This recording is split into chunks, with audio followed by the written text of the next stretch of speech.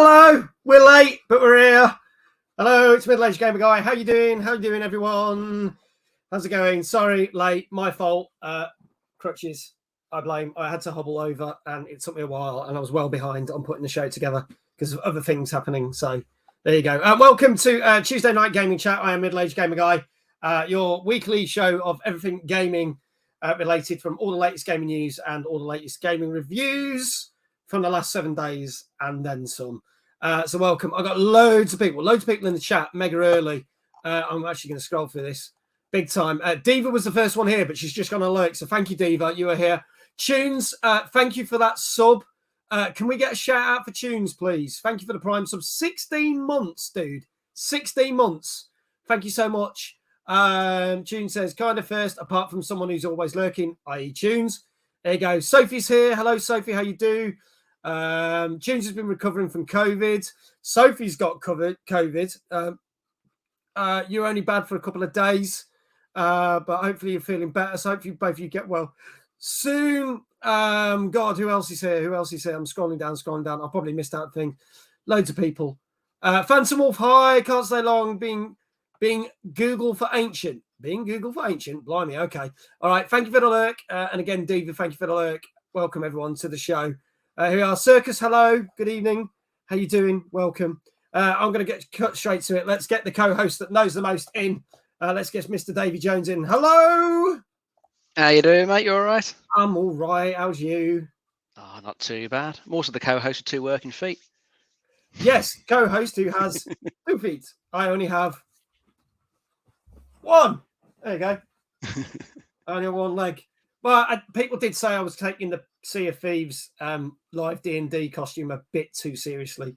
Thank you. Love the slippers. I know. Well, I've only got 1 slipper. That's what's weird. So by the time I get out of plaster, I'll have 1 slipper that's more worn out than the other slipper. It'll make no sense. But there you go. So yeah. So apart from having 2 legs, how are you, Dave? And what you been up to? I'm all right, mate. I've just been doing the usual stuff, bit of gaming here and there when I haven't having to work. Yeah. And I'll be boring you because I've just been playing pretty much Elden Ring again for the most part. Keep going. Pretty much at the 100-hour mark. You can have a little doze. Still good. Still loving it. Still got loads to do. I am at the point where I could kick off some of the end game stuff. But I have been playing something else if you want to wake up. Yeah, okay, go on. But then again, we are going to be talking about it later. I did get Switch Sports, so I've been playing a bit of that over the weekend. Okay. Yeah. Awesome. And how? Which is a nice change from Elden Ring. Go back to something a bit lighter. A bit more family friendly. That's it. Nice. We won't talk about too much of that because obviously we're discussing that today, amongst other things. And we're also discussing something else about Switch Sports, which is quite funny. But there you go. So anything else that you got your eyes set on, or is it just let's get this done and then finish Forbidden West and shit, yeah, I've got to go back to that, haven't I? Yeah, sorry, I should have. I keep forgetting I've got it because I brought it, played about 8 hours of that, and just haven't been back to it since. Just because I got completely absorbed by Elden Ring more than I thought I would. I will get back to it, but then there's a few good things coming to Game Pass this month. I'm going to have a look at. We've got that Trek to Yomi, which I think's out on the 5th, couple of days, and then 2 days time. Yeah, and then end of the month, we've got Sniper Elite 5, which looks pretty cool. Sniper Elite 5, except there's a bit of confusion because they've stated that it is coming to PC Game Pass, but they've not clarified it's coming to Xbox Game Pass. I'd be surprised if it didn't come to both. I would be surprised. But there's a lot of good stuff and there's a lot of good games. There's been some good ones in the last couple of days as well. In fact, some of them we're going to talk about. But there's a lot of good ones coming up over the next few days. Yeah, it's looking good. And then obviously I'm looking forward to the Evil Dead game, and I've seen the previews, and it's looking good, and it's looking a lot better than just a Dead by Daylight ripoff, which makes me quite happy. So, as long as it's not janky and it works, could be my new favourite thing to play. Yeah, I don't know whether to buy it from day one though, because I haven't bought a game on day one since Cyberpunk. Well, like I say for anything these days, wait for the reviews and see what it actually is turning out to be like. We've seen plenty of games that look fantastic in the trailers and previews, and then sadly. Don't turn out that good when they release. No, that's true. Now, our guest, who I'll bring in a minute, has just said the Mando DLC comes out tomorrow. Does it really? So the game's only been out like 2 weeks and they're bringing out the Mando DLC already on May the 4th, because May the 4th be I did not know that. So, okay. Well, we might as well get our guest in and then can talk about that because I'm guessing that's what he's going to want to get. A lot of you know him. He's been in the chat. He's been part of the community for a couple of months. Please welcome our guest this week. It's Andrew. Hello, Andrew. How are you? Hello. I'm excited for Ahsoka Tano. Just saying, like, that's literally it. See, now, why though? Because I watched the Clone Wars animation, and that's probably contested. And she was a good character. Her arc was good. So if they can bring that into the film, I'd love it. Into the game. Yeah. Sophie just said, I realise your crutches are purple too. Yes. There you go. Got to have it all branded, haven't you? If we were going to do this, we were going to do it properly, you see. So, yeah, there's no messing around with it. Oh, Sophie says to Andrew, may the 4th be with you. There you go. So there you go. I can see that being spammed in my Discord all day tomorrow. But seeing as I ain't got anything better to do, I might just spam it myself. So, so what else have you been playing, Andrew? One that I think you don't play often, which was Fortnite. I know, but you just got into it, haven't you? No. Oh, you're not? I thought you just got into it and then... No, so I've just started streaming because I've got a capture card now. Yeah. But I've actually been playing Fortnite since Chapter 1, Season 4. Wow. Okay, so quite a while. 2018. Damn. Okay, yeah. I don't want to talk about how much money I've spent on it, so we'll skip past that. We'll skip past that. But I get from the feeling from what you said, you might want me to do more Fortnite. Oh, you should. I enjoyed it. They've just brought in lightsabers for May the 4th. See, and I'm doing a Sea of Thieves stream tomorrow because I haven't done a Sea of Thieves stream in ages because there's that new content out and I haven't done it and there's only 1 week left to do it. Oh, if I'd known that, I would have... Well, then again, I wonder. I could feel a late afternoon stream appearing out of nowhere. You've got plenty of time to film, mate. Well, I am trying to do less streams than I normally do because it is really difficult to get in and out of the house to here. And I was only going to do a bonus stream Thursday afternoon, Friday afternoon, which I'll announce tomorrow.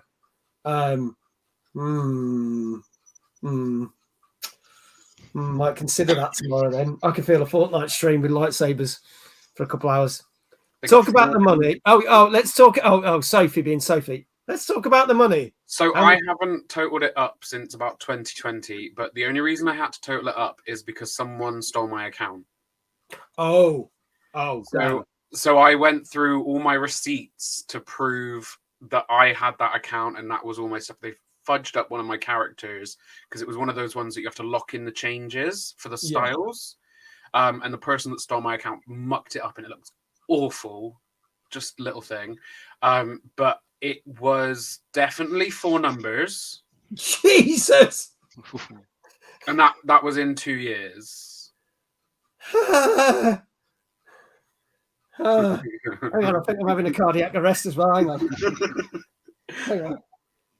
And to clarify, not like just in 4 numbers. But I now have the crew pack, so it's £10 a month, and I get by. Okay, so you're working to a budget now. Yeah. Good. Because that is a lot to spend on one game. You can see why all these publishers are chasing like the free-to-play dream. Yeah. So, but like when I get these little bits out of you. When I first started playing, they didn't have the crew pack, so like the only thing you could do was buy V-Bucks. Yeah. But now you get 1,000 V-Bucks on the 3rd of every month. Okay. So like, I save a lot of money, but Yeah. Okay. On that bombshell, ladies and gents, do we crack on with the show? Go on then. All right. This is the one you've all been waiting for. 69. Oh God, I'm on the 69. Everyone was like, wait, can't wait for the 69. Oh, bless her. Sophie's like, Jesus, I wish I'd never asked now. So it's fine. It's fine. 69. Let's get lots of 69s in the chat. Do it, people. 69 in the chat. I'm going to move my leg around. So it's a great number. It has numerous meanings. Isn't it also related to Star Wars as well? You're thinking of Order 66, aren't you? bollocks! I was so close. I should have done that joke 3 weeks ago. Never mind. Okay, never mind. It's the other thing. Tunes has just said 66. Thanks for clarifying that. Okay, yeah, we can't do that joke. Let's just stick with the sexual innuendo jokes then. Sorry, less Star Wars jokes, more sexual jokes. Yeah, 69 it is. Tonight we have numerous games for you, including Nintendo Switch Sports, which Dave has been playing. This Stanley Parable, which was a game from 2013, which has finally made its way onto consoles and numerous other machines. But cleverly, they haven't told you that this new version also contains the sequel. Who knew?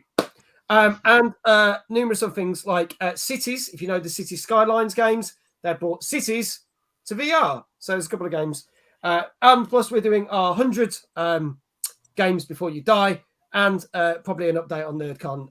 Not that I haven't got anything to tell you because I've been too busy in hospital. So there's not really much I can tell you, but we might as well plug it just to ship more fucking tickets. So there you go. Only half of the VIP tickets left now, by the way. So if you haven't bought your VIP tickets, you better be quick because there's only half left. Anyway, thank you, Andrew. Shout out for NerdCon. There you go. Right, so let's move on. We're going to have our first game. Now, this game was pretty much a PlayStation exclusive kind of for the launch of the PS5, but then was swiftly followed a couple of months later when it came out on PC. But it means it's finally made its way onto other consoles. Thank you, Tunes. Good man. This is what looks like, and this is you can get on Game Pass. This is out on Xbox and Nintendo Switch.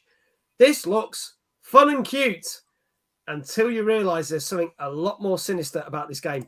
But I do love the trailer for this. I remember loving the trailer. It was one of our first shows, Dave, wasn't it, when we talked about this game? I think. Oh, probably right, mate. It was. Yeah, everyone loved the theme tune, didn't they? I love the theme tune. So I'm looking forward to hearing this again. Hello, Prince. Ladies and gentlemen, this is the Nintendo Switch and the Xbox version of Bugsnax. Here we go.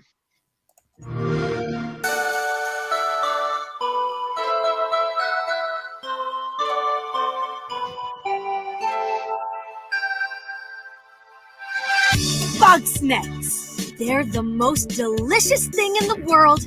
You haven't lived until you've tried one. Elizabeth Megapig is a 2-bit con artist. I know who you are. You're the journalist. We have too many Geminis around here, and I'm done getting caught up in social dumpster fires. You don't know a thing about love. That's why your wife left you. I'm gonna do violence to you. As long as we got Bugsnax, we'll be fine. Lift in your crib, dog! It's the queen of Bugsnax. Why would Bugsnax have a monarchy? Oh, Wambus, it's just the title. Our end is nigh. Is that a metaphor, or? We're coming, Liz. Let's get to it then. Kind of bag and kind of snack. Kind of catch them in your trap. Eat somebody and you're streaming out whatever we eat. Find them hiding in the stands. Tearing up a catching batch. Come to snack, be silent and discover. It's Bugsnax. Bugsnax. Talking about Bugsnax. It's Bugsnax. Everyone's talking about Bugsnax.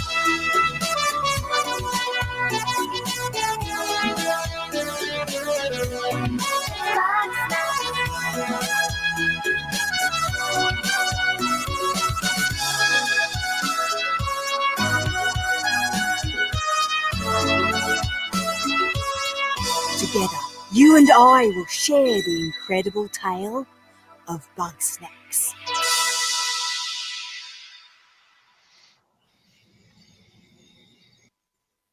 Everybody talking about Bugsnax. There you go. How you doing? Princess, there's free DLC for this on the PlayStation. This isn't innocent as it looks. The story is barbaric and sinister. I said that at the start, I think just before you came in. There's a very dark underlying plot with this. It's not kind of... I think if kids played it, they wouldn't realise, but as adults play it, they go, oh, Jesus, this is a bit creepy. Big Jesse, good evening. How are you? Good to see you. Welcome to the show. So, Bugsnax was very well received when it came out on PlayStation and PC. And this is the Xbox and Switch version. As I say, if you get it on Xbox and you've got Game Pass, you can play it for free, which is a bonus. But did not know about the DLC, so that's cool, Prince. Thank you for letting me know. Yeah, we were talking about it the other day as well. But Bugsnax is the new DLC. Oh, cool. I might have to have a look at that. Guys, don't ruin my innocence. I haven't played it yet. Episode 69, ladies and gentlemen. This is what you're going to be getting. So, Dave, I know you've played a bit of this, haven't you? Didn't you? I think. Well, back on the PS, I think. No, I don't think I've actually bothered playing it. I downloaded it on PS Plus, playing it out to the library, but I never bothered playing it. I claimed it. I thought my daughter might be interested in playing it. Okay. But she just ended up watching outside extra play it instead in the stream. she enjoyed watching it, and she was never that fussed about playing it herself. Okay, fair enough. So it just got deleted off the PlayStation. Oh, But wow. yeah, it looks all right. You say it looks like a little cutesy adventure, but it's got dark undertones for like the adults who are playing it. The kids will just go over their heads. But yeah, you go around, capture all the Bugsnax, feed them to the inhabitants to change how they look, complete like their quests that they give you, learn a bit more about each character, and solve the mystery about what's happened to one of the characters who's just suddenly disappeared. I think it's meant to be pretty good. Yeah. As you say, it's got cool theme music, but it never appealed to me. If my daughter had played it, I would have played it with her, but she weren't interested. So Are you going to try it now? It's on. Well, I mean, you got it on the PS anyway, but I was going to say you're going to try. Nah, too busy with Elden Ring, mate. And I got to go back to Horizon at some point. Too many other games to play. Never going to happen. Never going to happen then. Nah, Okay. Never. Big Jesse says, "Oh yes, I came for the 69." There you go. Yeah, it's a bigger island. The Bugsnax are giant. You cannot trap them as they are bigger. You get new ways to do it. Get your own house to do up, and the Bugsnax get hats now. Nice. Okay, so that's what the DLC offers. Paul Newton, good evening, gorgeous people. Good evening, sir. How are you? Welcome. Andrew, your thoughts on this? I mean, the fact that you told me there's a sinister and barbaric kind of background, I don't like it already. Like you just shouldn't be putting something that cute on the market and then like telling like and having that dark side to it. Okay. That's like putting murderous puppies on the street. Yeah, fair like point. it just doesn't make sense. Yeah, I'm like, oh, aren't they cute? Ah, that kind of thing. Yeah. That's a good point. Okay. Yeah, fair enough. I told you welcomed a noob into the stream. No, that's right. No, it's a good point. People it intrigued me more because when I first saw this going back in 2020 when the PS5 came out, I was like, I like the look of this, but didn't realize it had the darker undertones. But as soon as I found out it did, I was like, I want to play this even more. But at the time, I wasn't able to. But now I can. So I'm quite tempted to do this. I might even stream this because I think it could be quite funny. I don't know. We'll have to see. Prince said, actually, Dave, it's not that bad. Honestly, I think the cute charm is what puts people off, but it's a good idea to the game. So, yeah, maybe it is the cuteness because I don't think it set the world on fire, but it did quite well when it came out. I think people liked it. I mean, you can claim it on PS Plus, so probably a lot of people played it because of that. Yeah, they got it free. I think, and there's obviously the demand for it. It did well because otherwise it would have never come to Xbox or Switch. Because if it had tanked, they would have never brought it onto other platforms. So, I mean, that's good. So, let's get scores. People are already getting scores in. Mr. Newton says 7.5. Sophie, do you want to round that up to a 7? We're only doing halves and full numbers. There's no dodgy scores this week. So let me know. She did it on theme though. Yeah. Oh, yeah. That's a good point. I just realised. Yeah. Does she get a bonus thing for that? You know what? Can we give Sophie a shout out just for the fact she cleverly used show 69 and he gave it a 6.9? Can we get a shout out for Sophie, please? That'd be greatly appreciated. Thank you. There you go. Prince says a 7.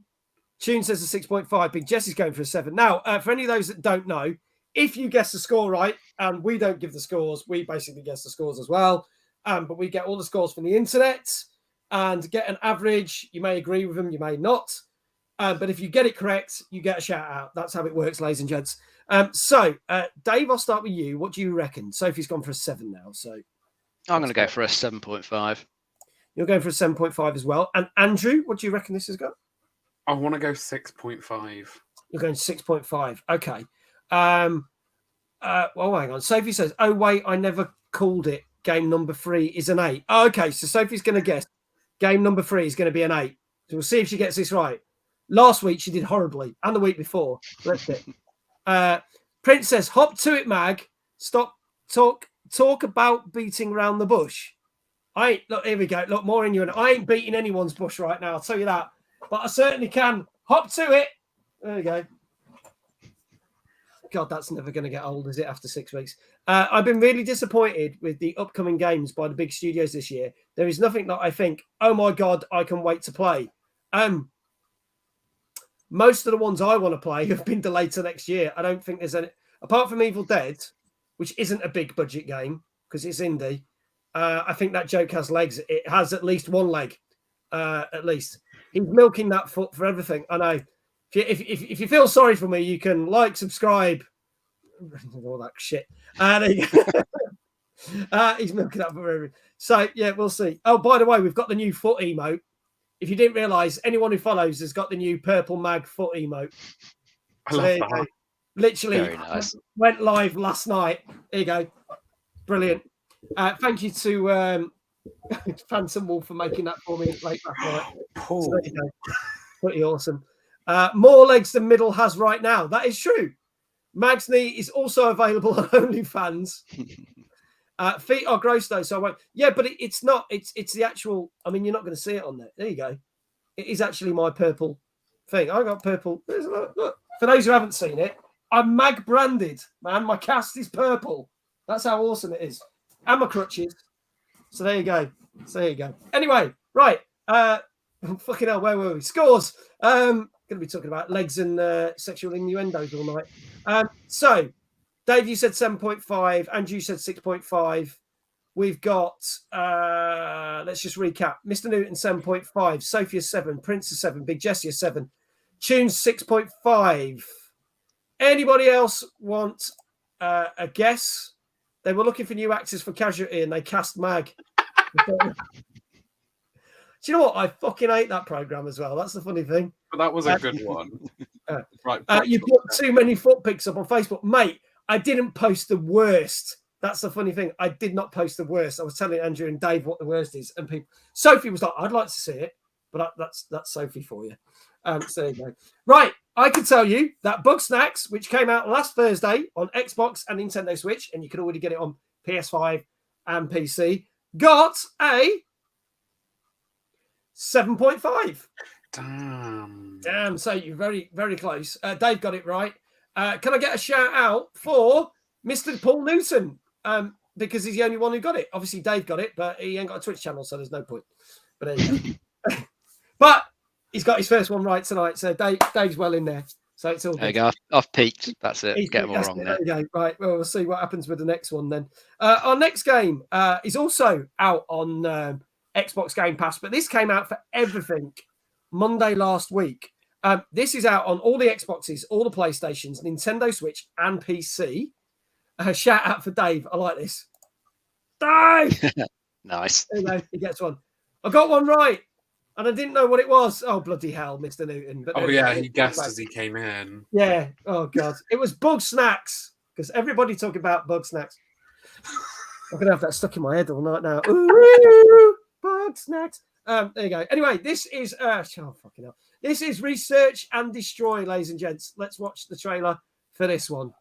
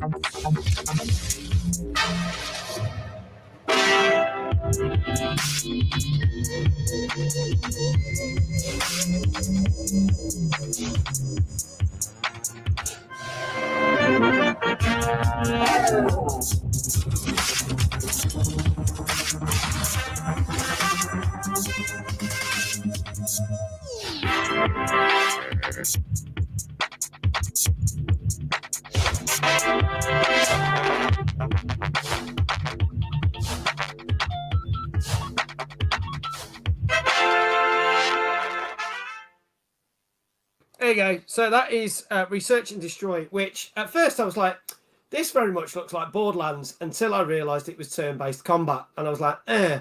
The only thing I will say is the guy in the hazmat suit looks like me, and he's probably about the same height as me. Because he's about that big in the game. So that's pretty much accurate. I did like the fact that they've added, there is upcoming DLCs which drag other games in, like Dragon Rope that we've talked about, and a few other ones. So they're getting different games in with DLCs. But yeah, research items, different weapons, and then destroy the different aliens or devils or different beings, ghosts, etc. with the equipment that you've researched. That is pretty much the premise of it. Dave, give us a lowdown. Yeah, what you say, it's turn-based combat. It didn't look particularly great to me. I didn't like that art style they're using for it at all. And some turn-based stuff can be a little bit, it can be quite slow to play. Whether it might be a bit more fun if you're playing it local co-op or online co-op with some friends, it might be a bit more fun then. But it kind of looked just a little bit dull from what I saw there. I think it's got a hook where you do research as you go. That's what it sounded like from what I was reading, do some research to go and improve your weapons, and then just have better firepower, better gadgets to take out the undead hordes that are coming at you. But it doesn't look that intriguing to me. Do you know what? This is the funny thing about this. So I'm hearing lots of good things about this, but I'm wondering if this is one of these trailers. It doesn't do it justice, because once I saw that trailer, I was like, this looks shit. And I was like, okay. So I don't know. I don't know what to think about this one. Andrew, your thoughts? It looks like Rick and Morty. Like it's that style, which means like young children, kind of early teens, are probably going to be attracted to it. Yeah.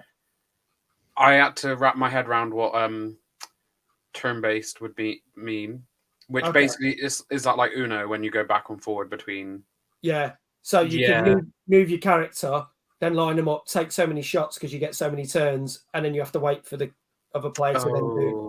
So it's all strategy. So nothing happens in real time. It's all like wait for one, do that, then they attack fire. And well, what like a lot of the RPG games do, you attack them with something, and then they come back at you, and then it's your turn, etc. So it's basically a Rick and Morty style Pokemon. Yes, that's a good way of putting it. I told you, simple. I have to simplify things. I love that. I love that completely. Okay. So yeah, that's my first kind of thing from it. See, Sophie says, when I first saw it, I thought it was going to be like Destroy All Humans. That's a good point, because it had that thing with the funny cartoon characters going around blowing stuff up. And Destroy All Humans is great fun, but that's not turn-based. It's more go along and just kill all the humans. But yeah, I don't know. It's difficult to say. I don't know. Hello, Mass. How you doing? Good to see you. Thank you for being here. I think this would need to be on Game Pass. That'd be the best place to sample this. It is on Game Pass. It is on Game Pass. Oh, it is. Oh, there we go. It hit Game Pass last week. So it's on Xbox Series X, S, and One, and on Game Pass. It's on PC Game Pass. It's on Switch and PS4 and 5. So if you're switching PS4 and 5, but there you go. So fine. Just been listening to a song all day. What song? What song you been listening to? And let me know. Paul Newton's going for a 6. Sophie's going for a 6. Foxy, just wanting to say, Dave, you're playing it. Oh, no, hang on. I got it wrong. Dave, you're hot today. Well, that jumped. There you go. Foxy says, Dave, you're hot today. Thank you very much. There you go. The Dave Appreciation Society has just landed. Speak by, how do you pronounce that? How do you pronounce that? Speak by Lord Isso. I won't stop listening to it. Does anybody else know that song? No. I'm not hip and trendy. So there you go. Hashtag appreciate Dave. There you go. Dave is always hot. Oh, I got it right. I said the name right. Okay. I've not heard that. I'll have to, I'll Spotify it later. I'll have a look. Dave says it needs to be on Game Pass so that you can try it, and I bet he doesn't get round to playing it. So safe. Yeah, never will. There you go. It'll need to be on Game Pass for more people to have a look at it, but I'm never going to look at it because it doesn't appeal to me, and I've got too much to play anyway. Yeah. Andrew, love the curls, rocking it, dude. Oh, Wish Dave could grow them. I mean, I don't grow the curls; I get them chemically curled. But there we go. Oh, well, there you go. There you go. Doesn't matter. You're rocking it. Master, try listening to that song. It gets me emotional. I'll Google of it later. I'll put it on Spotify and have a listen. Anyway, to the point. What do we reckon that Research and Destroy, which is out as of Monday last week on all the Xboxes, all the PlayStation, Nintendo Switch, and PC, already got scores of 6 from Sophie and Paul Newton and 7 from Prince Hazard. Chat, get your scores in now. Foxy said, sorry, I couldn't hold that in. I thought it was funny anyway. Get your scores in now. If you get the score correct, you get a shout out. Dave, I'll start with you. Try a 6.5. 6.5. Andrew. See, now I'm going to go higher just because of the whole like Rick and Morty theme. So I'm going to go 7.5. Going 7.5. Okie dokie. Prince says, are you saying you started not liking him, Sophie? Jesus. I like Dave more and more each week. His responses kill me. There you go. Big Jesse, 6.5. There you go. All right. I can tell you that this got, and this is why I say I think the trailer's misleading, 8 out of 10. No, I wouldn't have thought of that. Not from that trailer. Damn, I should have gone higher. You were very close. I don't think anyone guessed an 8. They didn't. So there you go. So, yeah, it gets an 8 out of 10, folks. Research and Destroy. There you go. Blimey. We're going to talk about a bit of news. So, this week, it has been reported that all you people that love to play Call of Duty might be happy to know that over 90,000 people have been kicked or removed from Call of Duty Vanguard or Call of Duty Warzone for cheating. That was up to the end of March. In the last month, they have had a massive push. How many thousands of people have been removed from Call of Duty in just the last month? And that chat goes to the question goes to the chat and to Dave and Andrew. And then I'll explain what they're doing about it. So 90,000 up to March when they put the new things in. But how many in the last month? Foxy says 130 in the last month. 130,000. That's a good answer. Right, go on. Sorry. I'll try 150,000. 150,000 in the last month. Okay. Andrew? My gut is saying like 200 to 250,000. 200 to 250,000. Because their analytics of cheating would probably go up as soon as they've identified the first, say, 100,000. So it'll be even better the next time. Okay. 224, says Sophie. Tune says another 90k. So basically 90k on top of the 90k. Big Jesse says 50k. Imagine playing COD. Says I know, it's hard to believe, isn't it? I don't think I've played it since Black Ops 2. God. I played Warzone last year. Oh, no, Black Ops 3. I can see it up there. Okay. It's like, which one? Which one? Okay. Right, I can tell you, Big Jesse is closest. So in the last month, they've managed to get rid of another 54,000 player accounts. Okay, so bringing the total to just round over 140,000 people so far. Andrew was looking up at Dave just then. Probably Dave's got it on his thing. He said, oh, yeah, Dave. I was holding it down here just so you can see. Yeah, there you go. So if I do that, oh no, I can see it on the shelf as well down there. There you go.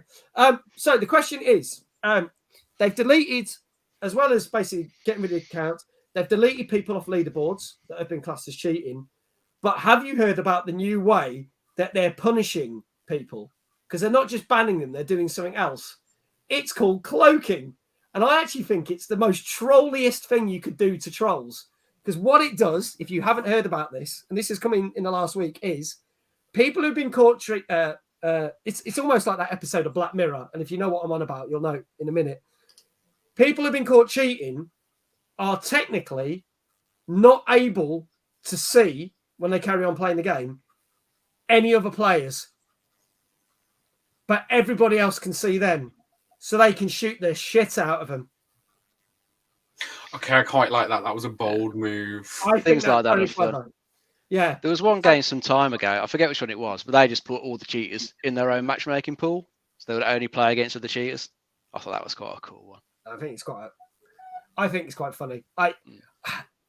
So you're saying all the sweats are actually sweating now? Yes, indeed. Paul Newton, that's brilliant.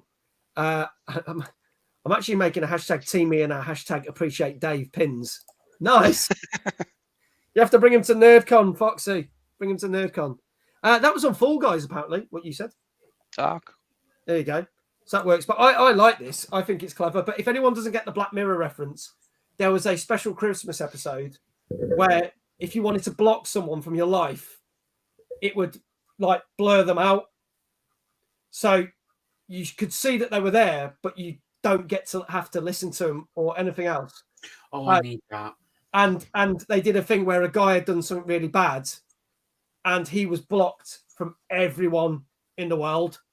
So everybody could see him and do that and shout abuse at him, but he couldn't hear it and he couldn't see it. He could just see there was loads of red blodges everywhere. And it's kind of like that because it's playing Call of Duty. Everyone can go, ha, cheater, bang, dead. There you go. That would only work if cheat software doesn't auto-detect enemies. I don't know. We'll see. There was one recently where they made it so that all the cheaters had almost no damage from their weapons. I like that as well. That's good. Yeah, Paul. Could I blur out my ex? I don't think with that. Oof, indeed. Prince. And when they got to the last level to get the crown, it was a giant magnet that pulled them all to the crown and just held them there, unable to win. Leave lobby, etc. Had to reset game. Your account is marked, so you end up in the same cheat lobby forever. Nice. Wow. They came up with some creative ways to get cheaters. I like it. I think it's a good way. I think it's good. I think they should do more for it because, it causes problems for people and you shouldn't have to have it. People want to play for fun. So there you go. So I like it. I thought they brought the cloaking in, but hopefully they'll get rid of more people. But thing is, cheaters will always find more creative ways to cheat and find ways to make other accounts. So it's going to be a never-ending circle. I think the only thing that'll solve that is just stop making COD games. That'd be amazing. There you go. That solves that problem. Problem solved. Let's move on to our next game. Talking of unsolved problems, here is our next game. This is out on all the Xboxes and Nintendo Switch. This came out last Thursday. It also came out on PC last year, but we've never talked about it on this show. This is a game called Unsouled. See what I did there? From unsolved to unsold. Tenuous link. Buy me a drink later. Here we go with the trailer for Unsouled.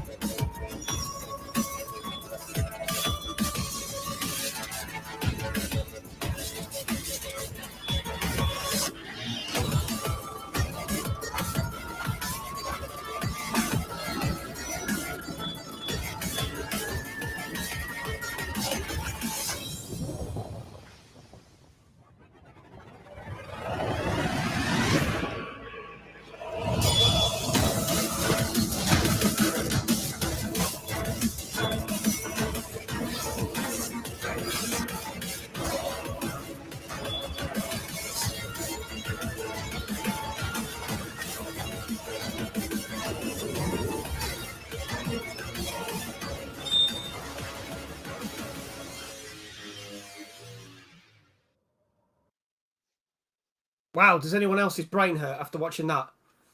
I said I played this for about an hour, and when it came out on PC, and then uninstalled it. Oof, ouch. Okay.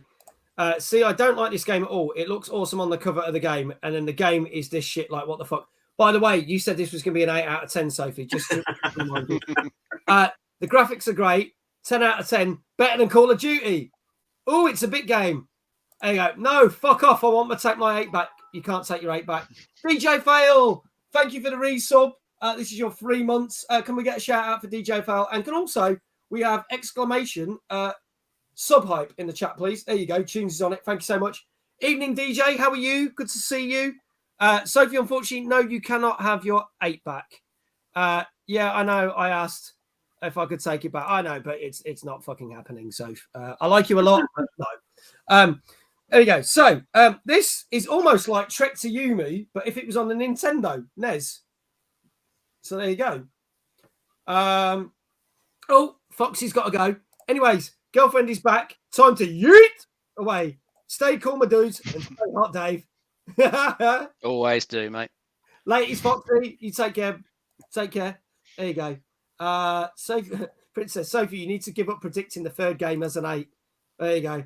Well, in my opinion, it got a 5.5. Prince is already saying a 7. Paul Newton, this looks crap. DJ Fal, well, I'm chilling watching movies, de-stressing myself, just popping in to say, hey, hope you have a good evening. Thank you, DJ Fal. Great to see you. Thank you so much for the sub, dude. Greatly appreciate it. And so just pick a random game and a random number. June says 4 out of 10. Damn. Okay. Interesting.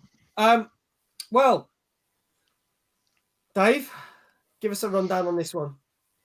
Oh yeah, this is 2D action RPG game. I think if you like your more hardcore stuff like the From Software games like your Dark Souls, Sekiro, Elden Ring, then this might appeal to you if you like the sort of retro graphics that it's gone for, because it does sound like it's that sort of more intricate combat where you need to learn the moves, learn what the enemy's going to do, learn how your weapons work, what their attack patterns are to really get the best out of it. So it sounds like it's pretty challenging. You're going to find the usual stuff in these sorts of games, you know, items you can pick up to improve your character's stats, improve their, the way they use the weapon and stuff like that. Graphic wise, I mean, I thought it looked okay. That pixel art style it's gone for, it was nothing particularly special. But I think you've really got to like your retro, hardcore games to get into this one. So, okay, Andrew. Before I continue, is there like a swear thing that I'm not allowed to do? No, we've had Brad Burton on the show numerous times. Okay, cool. That looks shit. If I'm completely honest, I'd actually go lower than Paul's 3.5. Wow. Okay. Just not my cup of tea. Okay. Yeah, a lot of people not like very tappy and very eye headache kind of like I'm gonna get a migraine. Right. Okay, I can see where this is going. I mean, there you go. James 4, Mr. Newton 3.5, B Jesse 5. Anyone else who's not got a score in, get your score in. If you get it correct, you will get a shout out. Only one person has had a shout out so far. We're doing quite well. Dave, what do you reckon this is going to get? It's probably going to score reasonably high, I think. I'm going to guess a 7. Not my cup of tea, but I think it's going to be a 7. 7. Tune says it's probably going to get an 8 after all this. Well, we'll have to see. If it does, Sophie is the luckiest person on the planet. Andrew? See, now I said that I would give it lower than 3.5, but along the same lines, I do think it probably would have scored higher across the board. So with that in mind, I'm going to give it a 7. Okay, go for a 7. Even though I think it's like the other number that makes it a 10, it would be a 3 for me. But we'll go with 7 because people on the internet aren't that intelligent. There you go. Sophie says, it probably did, and I will call it bullshit. All right, Big Jesse. People on every show. Am I banned from swearing? Every presenter. No, we've had Brad Burton on it. Oh. Yeah. I have said a lot worse. Especially when I was doing my cyber back in the good old days of the cyberpunk rants. I think the C word came out numerous times. It's well deserved, though. It was for that game, yeah. The C word, cyberpunk. Yeah, so there you go. Okay, I can tell you, this got, ladies and gentlemen, you're going to love this. Can we get a shout out for Sophie, please? Because it got an 8 out of 10. Jesus Christ. What a fantastic guess. Show 69, Phantom Wolf, exactly. 8 out of 10. I have got a bleep button, except it's not going to work because I've not set up the thing. I have to have the voice mods on, and the voice mods aren't on, but there you go. Sophie's like, what the fuck? Yes, it got an 8 out of 10. That's not even real. Fuck off. All right, you get a bloody shout out and you're telling me to fuck off. Hell. Anybody else said it was going to get an 8? No, because everyone thought it was shite. Oh, that's a good one that Prince has just said. She's now got to stream it. Sophie has to now stream it. I think it's on Game Pass, Soph. No excuse there. I'm not sure it is. I might look at that in a minute. I'll have a look. Sophie isn't here no more. Sophie has left. Yeah, please, Andrew, if you could have a look, let me know. But yeah, 8 out of 10. I knew it was going to be higher. Yeah, it's bound to be the way. It's bound to be the way. Last time that were crap got higher than I thought. It's not on Game Pass, but it is coming to Game Pass at some point apparently. So there you go. Oh, God. So that's even more reason to not play it then. There you go. That came out last Thursday on all the Xboxes and Nintendo Switch. And as Tune said, it already came out on PC last year. So there you go. Now, on to another game. God help me. Some of these games this week. Trust me, we'll get past this one and we get onto the good stuff. There is some good stuff. Trust me. This came out. Crap. I didn't bother to check when this came out. This is also out on PC last year, but landed. Oh, it came out on Thursday. Thursday last week also is on Xbox One and PS4. There you go. Oh, Sophie says, wait, scrap it. It's on Game Pass. I was literally just about to say it. No, great minds think alike. Andrew and Sophie said. So there you go. Play it for free for an hour. On PC and console for Game Pass. Oh, there you go. Oh, bloody hell, Tunes. Did you spend money on it? Hopefully you didn't. Please say you hacked it. Actually don't, because that will get you in trouble. There you go. Oh, God. Have fun, Sophie, with that. You got to stream that, Soph. Come on. That's a cruel Tunes, punishment. let's just say no, I didn't. Good. Shame my Xbox is broke. Is it really? I don't believe that. Convenient. Yeah, convenient. I wonder if you broke it, how we're going to talk about how some other things broke in a bit in some of the news stories. We will find out. Here we go.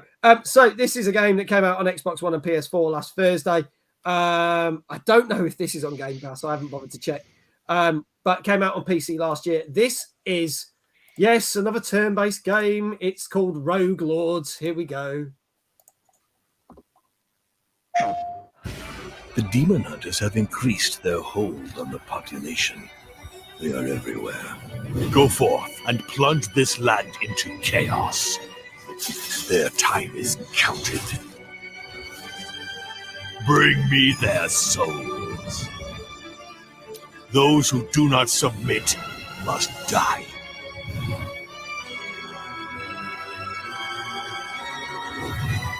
I am the devil, and the devil never plays by the rules.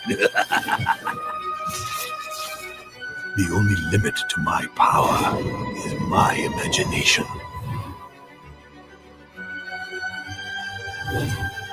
I defile, I corrupt, I pervert.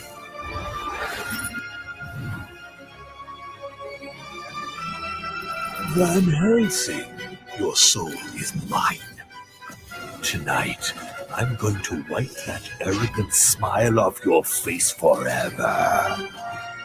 Welcome to hell, mortal.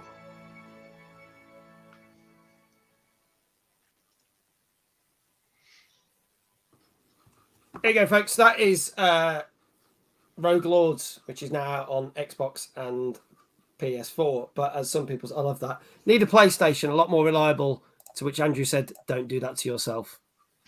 I meant breaking the cable, but there we go. I know. Oh, you mean I thought you meant don't get a PlayStation. I mean, it fits for both, so we'll leave it.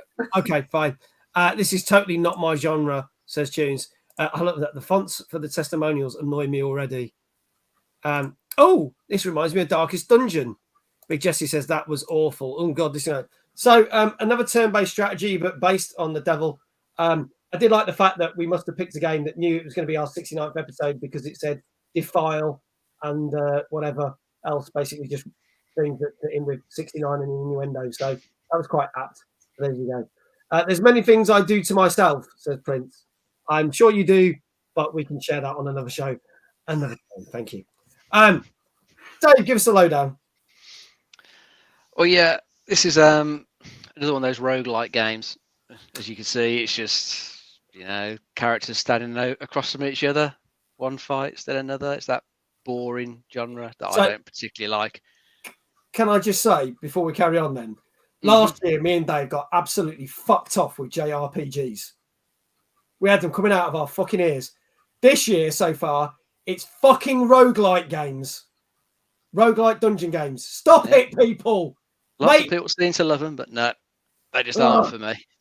Right, go on then. Sorry. This one, you're playing as different supernatural characters like Frankenstein or Dracula, Headless Horseman that you could see in the trailer there.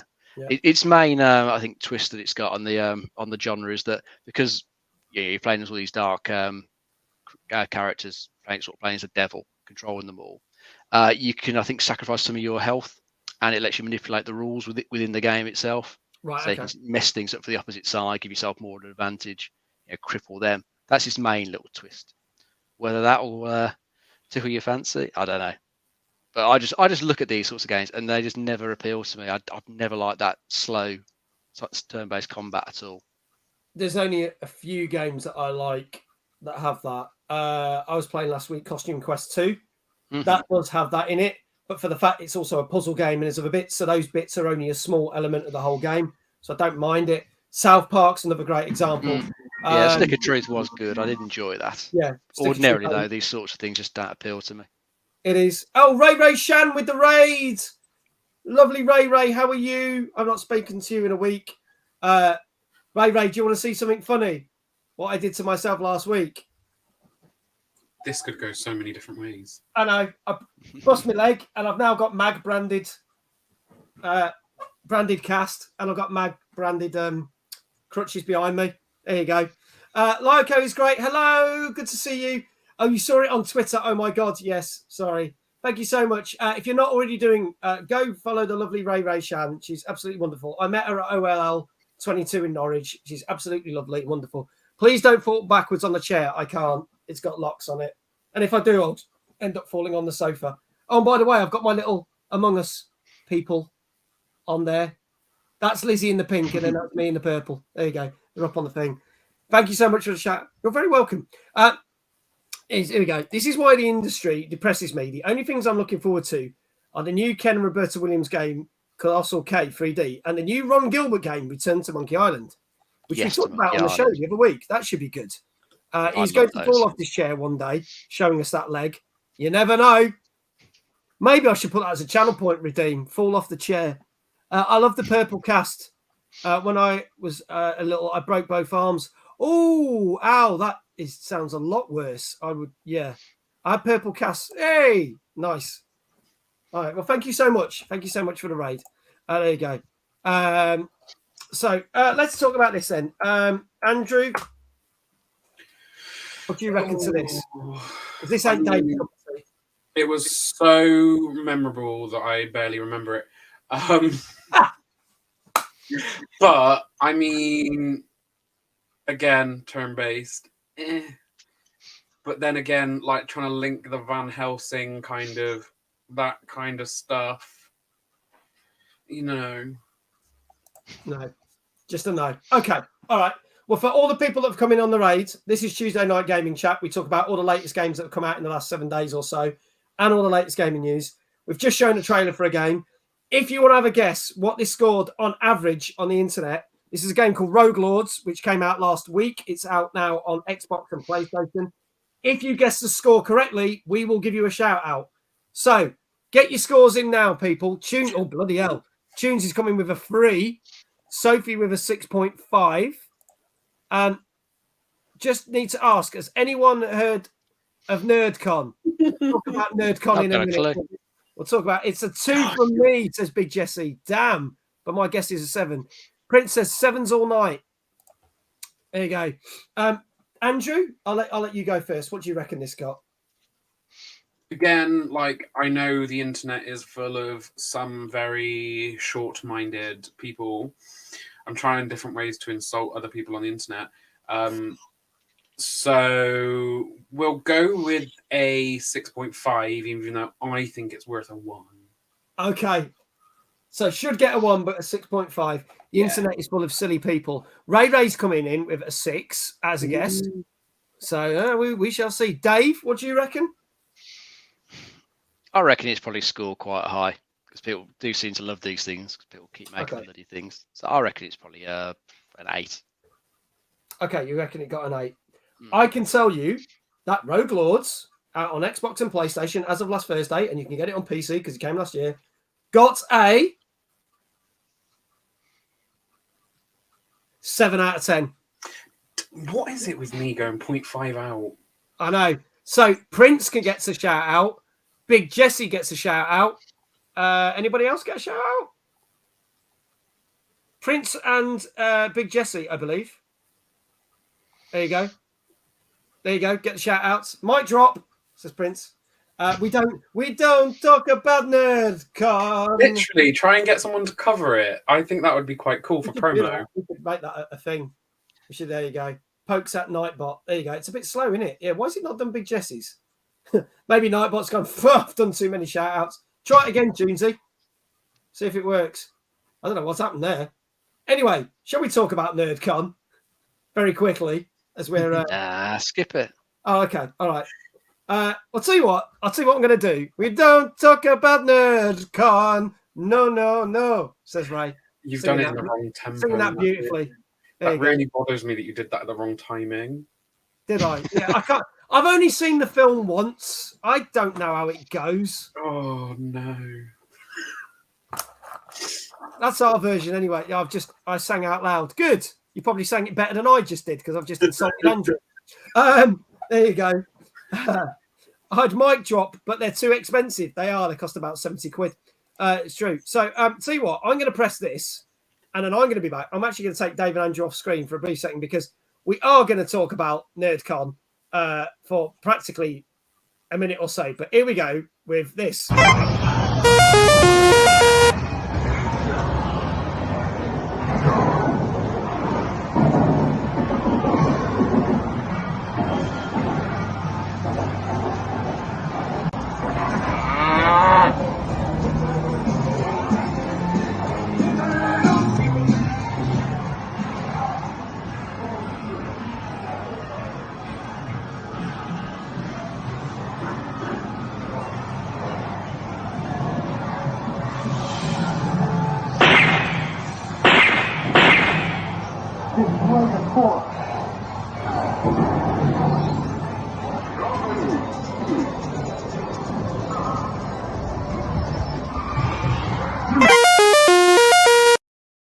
There you go, folks. And NerdCon is on. Let's get rid of that bit. There we go. Press that. Ding! NerdCon is on the 17th of August. If you don't know what it is a one-day gaming event taking place at the Europe's largest arcade, which is the Arcade Club in Bury. We have over 300 arcade machines, 50 pinball machines, and gaming consoles that you can play for free, included in the ticket price, as well as a main stage with Q&As, seminars, challenges where you can win prizes. There will be exhibition stands, meet and greets, nerd networking where you get to meet the people that you've always either seen on a Twitch screen or basically spoken to on a headset. You get to meet them up. It can be classed as a business expense, as Andrew's correctly put in there. But yes, the Teenage Mutant Ninja Turtles machine is there, Big Jesse. I can confirm it. The original one is there, and it's brilliant, along with Simpsons and numerous others. And we have loads of other stuff going on. We have challenges. We have a charity challenge for Gauntlet going on. We have the new game Galactoids, which is debuting that week, where you can win prizes and copies of the game. We also have a Gallagher challenge where you can win from our main sponsor, which is Easy Crypto Hunter. They are giving away a prize which is worth between £500 and £1,000. And we have announced our first couple of guest speakers. We'll be announcing more next week, and our MC in a couple of weeks.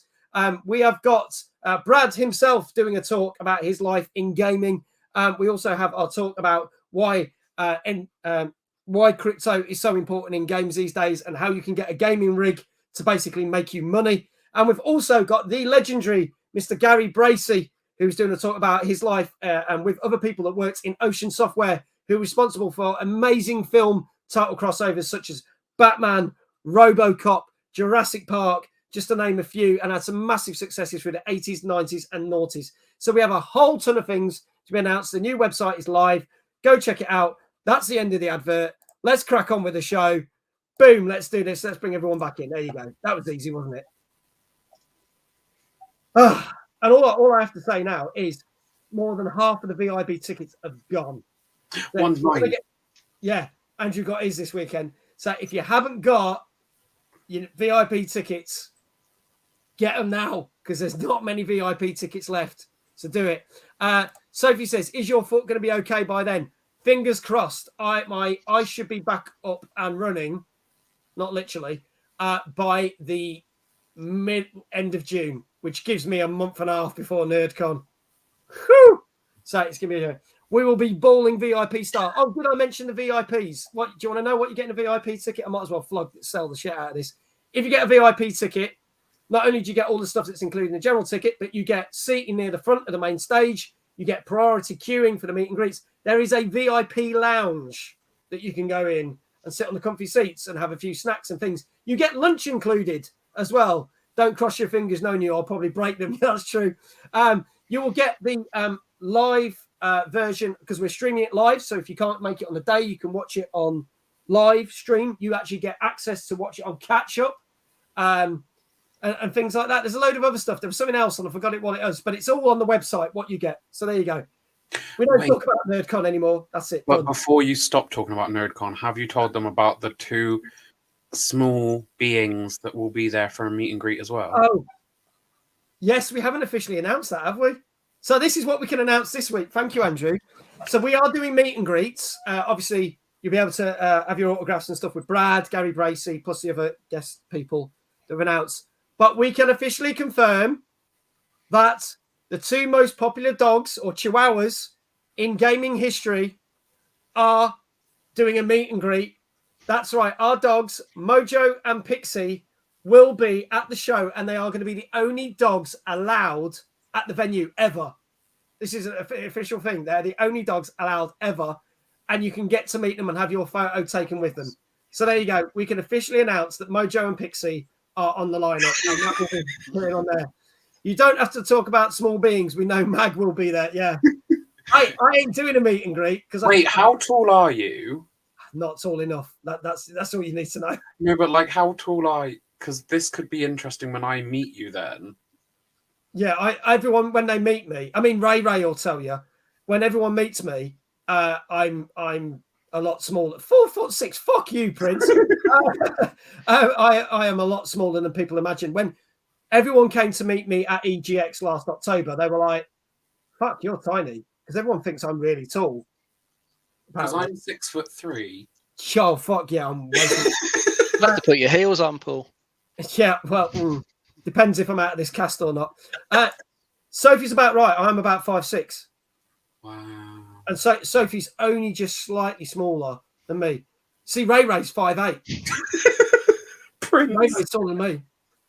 I hadn't even met Ray until that show a couple of weeks ago, and it was like, yeah, I'm smaller than most people. So there you go. Princess, I had to lift him into his van. He used to kidnap me. Well, I did used to kidnap him, yeah. But it wasn't like where the door slided open and people pulled Prince into the van. It was like, would you mind getting in the van and just help me get in there first, and then we'll drive off. Very nice. There you go. Yeah. Height never bothers me. I never think about it. Well, it never used to bother me until we started doing this show. So there you go. Right, moving on. Let's talk about more gaming news. So we all know that E3 is officially dead in the water as of this year. They've decided not to do it online. They've decided not to do it in person. It's not happening. But it hasn't stopped other people saying, well, do you know what? The last 2 years, we've done online showcases and it's worked. And the latest one to announce is the Xbox and Bethesda showcase, which has been announced on Sunday, June the 12th. It's taking place. We know nothing, but it is a 50-50 split between a Bethesda showcase and Xbox. They have not announced anything of what is to be shown, but we expect to see all the latest things. We might get to see some of this Indiana Jones game that was announced last year. There's other Bethesda games that are coming out, and we'll probably see a whole host of other stuff. We'll probably see that vampire game that's coming out, which I've forgotten the name of now. Redfall, thank you. I would have thought we'll see stuff like that, but nobody really knows. But we will keep you posted, and I will probably do a live stream of that coverage because there's no E3 coverage, but I will probably do that live on Sunday the 12th, as long as it's not at fucking stupid o'clock or something. I will do a live reaction to that like I did with all of Gamescom and E3 last year. Also, there was an interesting thing. As you know, Microsoft are looking to get the acquisition for Blizzard and Activision, and there was a poll done and an actual... this was actually a legal poll done for all the employees of Blizzard and Activision to basically say that, do we want to be acquired by Microsoft? And 98% of the staff said yes.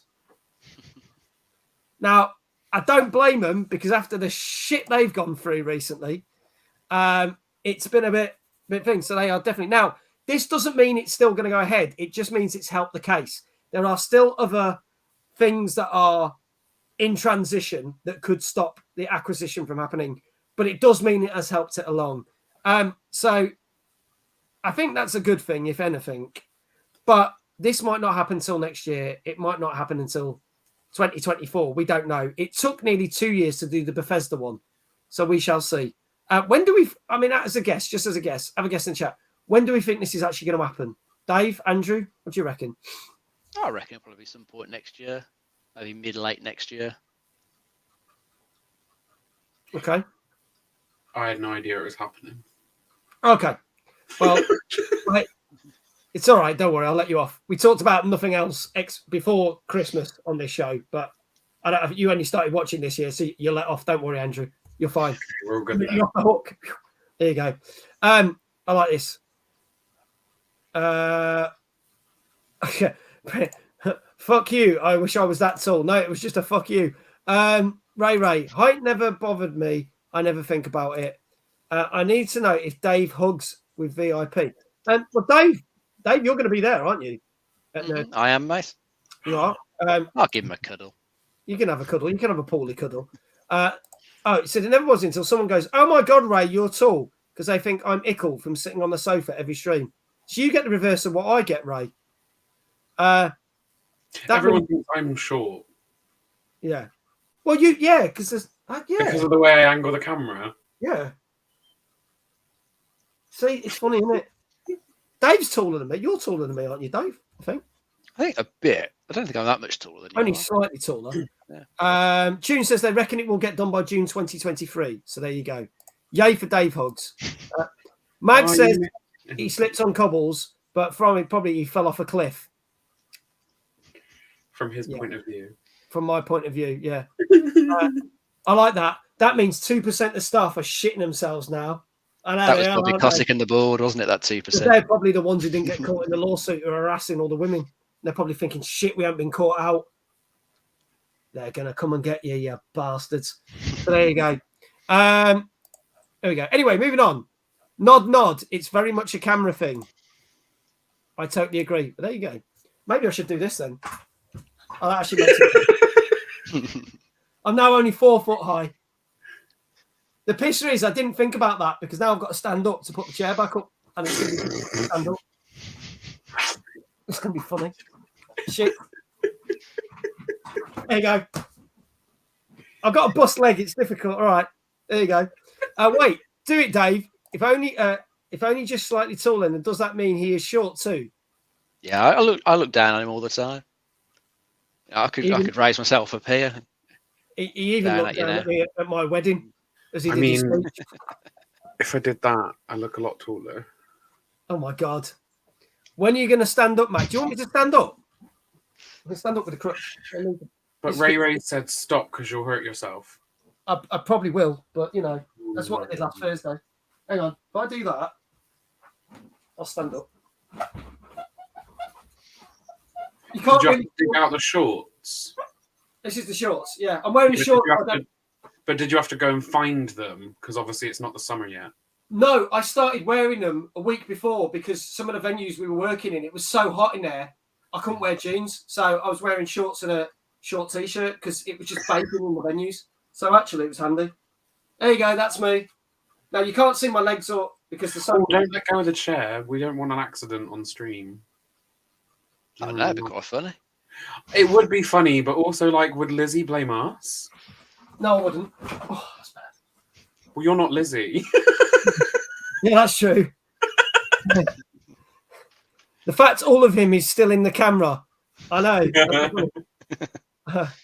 They are kids' clothes. I'm not going to lie, right? Until my early 20s, I used to be able to get away with kids' jeans. I used to be able to get a size of kids' jeans because I used to have a really odd size. And the only size you could get, they're doing kids because they didn't make them in adult. That's the true story. Now I'm a little bit fatter. I can get away with adult. There you go. Wow, I was joking, but wow, no, yeah, but I did, yeah. So, but there you go. Used to get them. Back in the days when Burton's menswear used to exist, I used to have a kids section. I could get jeans from Burton. I'm pretty sure they still do exist. Do they? Does Burton still exist? I thought they I went think on. so. Or was it Topman that went on? They're like in outfit, which is like a. Okay. There you go. Dave's height does not matter because his TNGC stature is so great. Look at that. But like, what annoys me is you got away with child jeans until your like early 20s. I've been in adult-sized shoes since primary school. Damn. That is kind of like, wow. Like, I've been at least size 2 in year 6. See, that's probably the size of my foot right now because it's swollen up. What, size 2? Yeah. What, did you save on VAT? My foot was only size 0.5 before, so it's gone up. There you go. I'm just messing. Right, okay, shall we move on with the show? Dear, oh dear. Let's have a look. I want to talk about this. So, our first big game of the night, ladies and gents. Woo! Thanks, Dave. Oh, sorry. I don't think anybody in the chat did it. Don't worry. Ooh, yeah, don't worry. Andrew's drinking his cup of tea, so it's fine. Don't worry. You know what they say, Andrew? Big shoes, big feet, says Mr. Newton. Size 11. Wow. Okay. I'm an 8 in real life. In not real life, I'm a size whatever. Buy me a shoe. But now I'm curious what your shoe size is. There you I go. just said it in time. Just said it. Yeah. Great minds. Size 11. Dave, what size are you? Oh, about a 9. There you go. I'm an 8. There you go. There you go. Anyway, moving on. This is something that people have been waiting for on Nintendo Switch quite a long time. It's something that Nintendo have pretty much done on all their consoles that have had motion controls. But the question is it going to be as good as those classic games that they brought out many years ago? Or is it going to fall slightly short? Bit like myself. This is, I've got to make jokes about myself. This is Nintendo Switch Sports, people. Let's have a look at the trailer. Here goes.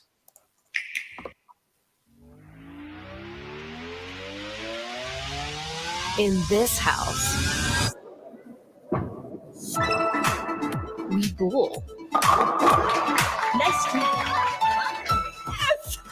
Here we go. In their house, we duel. KO. Yes. In our house, we score. That was awesome. We love teaming up. Play. And we love a little competition.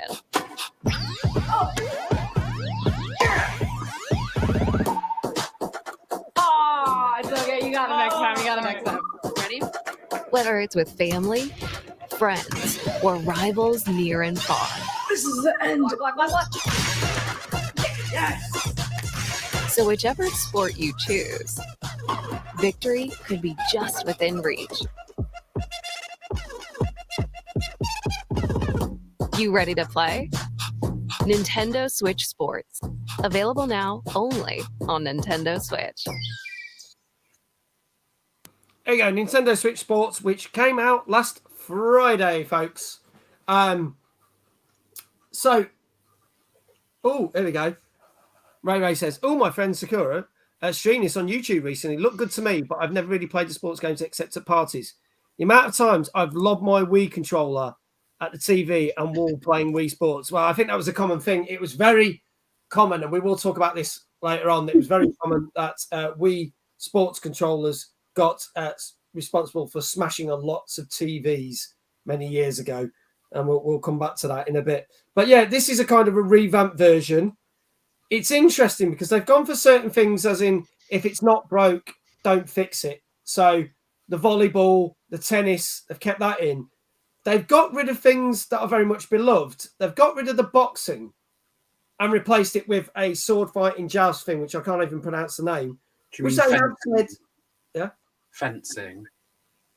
They don't Chambara. That's it. Jambara, is it? Chambara. Chambara. Chambara. There you go. I would have called it fencing, but yeah, but because you can do it one-handed or two hands, apparently. So like wooden sticks and you beat the shit out of each other. But there you go. They've added football and they've added a penalty shootout. But the penalty shootout, you need another accessory to be able to do it. And you get it included in the physical version of the game. But if you get the downloaded version, you don't. So then you can't play it. And there's no golf. But that's coming as a DLC. Mm-hmm. And then there's some other things. Bowling, again, if it's not great, don't fix it, that kind of thing. So it's a bit of a mishmash. But the question is it any good? So, Dave, give us the lowdown on this one. Yeah, I'm enjoying it so far. As you say, if it ain't broke, don't fix it. But there's not really much you can change to the games to keep them simple and to work nice with the motion control. So, if you did play these back in the days of the Wii, bowling will feel exactly the same to you as it did then. Swing the controller back, swing it forward, ball shoots down the alley, knock over a few pins, but it's still good fun. That's the main thing about it. They've kept it simple. Tennis and badminton, the player moves automatically. You're just swinging the racket, but again, it keeps it simple, keeps it accessible. So I was playing a bit the football with my daughter on the weekend. Both had a couple of controllers, both running around the pitch in the online mode, trying to get the ball in the goal, failing fairly miserably, but we gave it a go. But then I've played some of the games myself online, which I think is going to be the thing that really keeps its appeal up for this release, the online side of it. So the bowling's good fun online because it's just like set up as an elimination. 16 of your start. You have 3 rounds, the highest score in 8 carry on to the next one, then the highest score in 5, and so on until there's just one person left on as the winner. And it works pretty well. Plays quite quickly. I think you can get through that in about 10 minutes. That's all right. It's a good quick multiplayer game to play. So I've had fun playing the badminton, learn a few little tricks with that. So far, I'm enjoying it. It's a shame the golf isn't in there straight away because I remember really liking that on the Wii version. Yeah, but at least it's coming. It's a shame. Is that going to be free, or are they going to charge you for that? I think it's going to be free. I haven't heard them to say it's going to cost anything. I think it'd be a bit cheeky if they did charge you for it. Not out the realm's a possibility, but hopefully not. Okay. I mean, one sport. Paul Newton was saying used to love the Kinect games. I've just got to show him this. Kinect Sports, both 1 and 2. Well. I love that. I never played the Wii things because I never had a Nintendo Wii, but I loved Kinect Sports. And it meant you didn't have to have a controller that you could break your TV with. But as Prince rightly said, you use the straps. Yeah, they give you the straps. The game reminds you many times. It tells you many times. How many people if you locked it, it tells you. Press the button to confirm you have. And if you put the thing for your TV, it's your own stupid. Yeah, people would still do this. Oh, oh, there you go. Broke me TV. There you go. I haven't been getting notifications, but I still exist. Hello, Mia. How are you? I wonder why you've not been getting notifications. I've also just lobbed my phone across the studio. Give me a minute. I fucking lost it now, but never mind. There we go. I just realised I've knocked over Squatchy. He can sit there. Go on. And Jerry. Jerry and Squatchy can stay there. Right, there you go. I've got my phone back. Andrew, your thoughts on this one? I loved it when it was on Wii, but I'm annoyed because I don't have a Switch. So my personal score is low again because I don't have a Switch. Nothing else. I think it's, again, a bit crap that they've asked you to download later the golf. But then again, a lot of games are doing DLC content now, so it'd be silly for them not to do it because then people won't get bored of it when they come out. So it will extend the amount of hype and engagement in the game later on. Yeah. Prince is funny. Do you think this can stand up to its predecessor? He's just going to be doing this all day now, isn't he? Cheeky bastard. But yeah, no, it's good. Like, obviously, it's needed because not many people have their Nintendo Wii anymore. I have ours somewhere. I think it's in a filing cabinet with all like the tennis racket and baseball attachments. Like we got all of the steering wheels and stuff like that. Yeah. But like that's because my parents told me that I was only allowed a Wii before I could get an Xbox. Oh, interesting. Okay. That was like our gateway into gaming. Okay. Because like that came out when I was a child. Just to add that one in. I didn't get an Xbox 360 till I was, 2007-ish. Okay. And I was still in primary school. Wow, okay. God, I'm feeling old now. That's making me feel really old. Ray said I'd rather just play dance. True, but also I used to love it on Wii where you could get like the Wii Fit board. And you know when you did like the skiing? Yes. And if you jumped on the board rather than just bending your legs, you got a perfect ski jump because you'd hack it. But you'd also make sure that the weight of the character you were playing as was a lot heavier than you or a lot lighter than you. And you could trick it that way that you did a perfect jump. Gaming hacks. There you go. Like back in the day as well.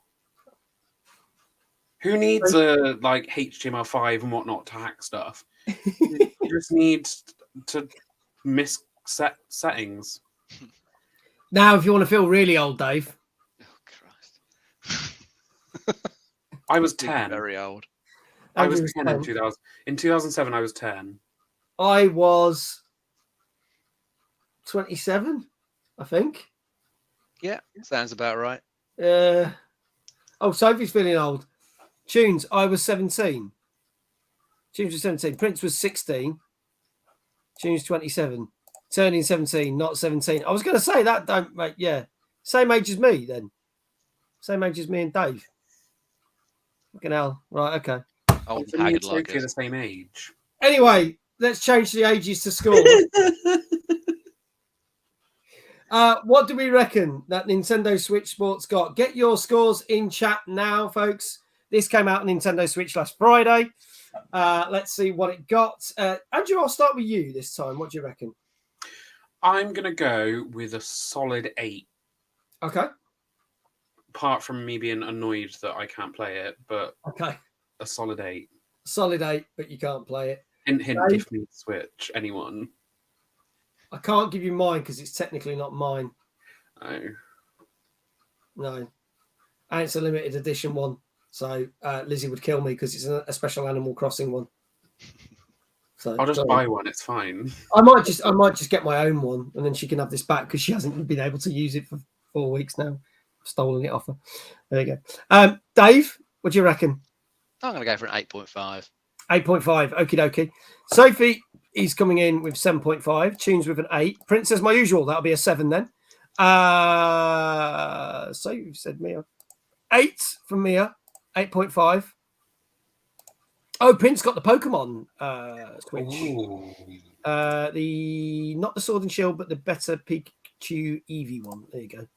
I didn't even know they did. I should have thought they had done one, but I did not know that. But there you go. Okay. I can tell you that this game got a 7 out of 10. Low. So, yeah, it got lower because it don't play as good as the other ones. And they've already said the shootout, if you haven't got the thing, you can't do the shootout. So it's pointless. The football plays terribly and you need 2 controllers for football. And they said it's really slow and trudging. The tennis is great. The volleyball, the controls are laggy from when you hit and are not so great. Bowling's great. And the kombucha or whatever the fuck it is pretty great. But it's not as good as what used to be the boxing. I probably kombuchaed the name of that sport. I was going to say that's a drink. That is a drink, not a sport. Yeah, there you go. Cambaro. Chambara is the word you're looking for. Cambaro, that's it. Everybody do the Cambaro. There we go. Stop stealing Lizzie's things. I can't promise that. Sorry. There you go. So Prince gets a shout out. Sophie gets a shout. Well, don't worry. I know Sophie doesn't get. Why did Sophie get a shout out? She got it wrong. She put 7.5. Fuck's sake. Okay. Anyone else put a 7? I mean, it had a 7 in it. Had a 7 in it. I thought she said 7 says tunes. Anyway, moving on. Well, we'll talk about a bit of news. Moving on. I mean, I win. Yeah, well, you win now by the 2 sweetest words in the English dictionary. Default. That's a Simpsons joke, if you don't know that. Because everyone's going, default's 1 word. Exactly. There you go. I got a present for you in 9 days, Mag. Oh, that sounds interesting. I was going to say, can you sign my cast? I don't know why I was going to say that. I thought she said 74. Tunes is fired. Tunes is fired. You'll see what happens. Oh, God. There you go. Anyway. So moving on from Nintendo Switch Sports, guess what's back, ladies and gentlemen? Cyberpunk. No. Something we just talked about. Oh, what? Smashing TVs in. Yes. Smashing TVs is back in, ladies and gentlemen. Since Friday, we have had not families, because families are a bit more clever. And Sophie, they used the straps on the wrist with the controllers. I mean, it's funny that it's episode 69 and you're saying to use a strap on. Yes. Other things are available. What the actual thing that's been going on this time is streamers, YouTube and Twitch streamers have been smashing their TVs while streaming this. Not necessarily families. The families that have been playing this have been sensible. The Twitch streamers, and there is evidence of Twitch streamers in the middle of the broadcast, not only smashing their TVs, but their controllers flying out of their hands and smashing their cameras. So that suddenly there's Twitch streams or YouTube streams or whatever just suddenly stop. And if you want to go see it, there is some funny stuff on YouTube. I'm not going to show it now, but it is great because you just see people go, huh! And boom, TV's gone. Big setups. If I did that in here, all 4 screens would be smashed to shit. So I'm not doing that. Is this because they didn't use the strap? Correct, Sophie. Yes. Mia, I just started choking. I like this guy. Mia, meet Andrew. Andrew, meet Mia. Hi. There you go. We're not talking about cyber shit. Don't worry. But we are firing tunes. So there you go. So there you go, folks. Watch out for more streamers not using the strap on their wrist. There you go. We get that there for episode 69. This next game is something I've wanted to play ever since it came out on PC. It was multi-award winning. Everyone said it was the best thing. When they announced last year, it was finally coming to Xbox. I was like, yay, I get to play it. But they've been clever because what they've said is, oh yeah, it's the game that we did back in 2013, but we've changed it. And also there's a hidden sequel in there as well. And you're kind of gone, what? So there's a new game as well. This is not only out on Xbox, they've revamped it for the PC as well, Nintendo Switch and PlayStation. This came out last Wednesday. I am very excited for this. I don't know how many other people will be, but this is the Stanley Parable This is the Ultra Deluxe version. Let's have a look at the trailer.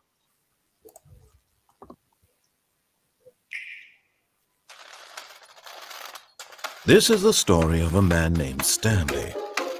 He got up from his desk and stepped out of his office. All of his co-workers were gone. What could it mean?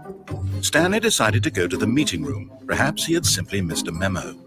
When Stanley came to a set of 2 open doors, he entered the door on his left.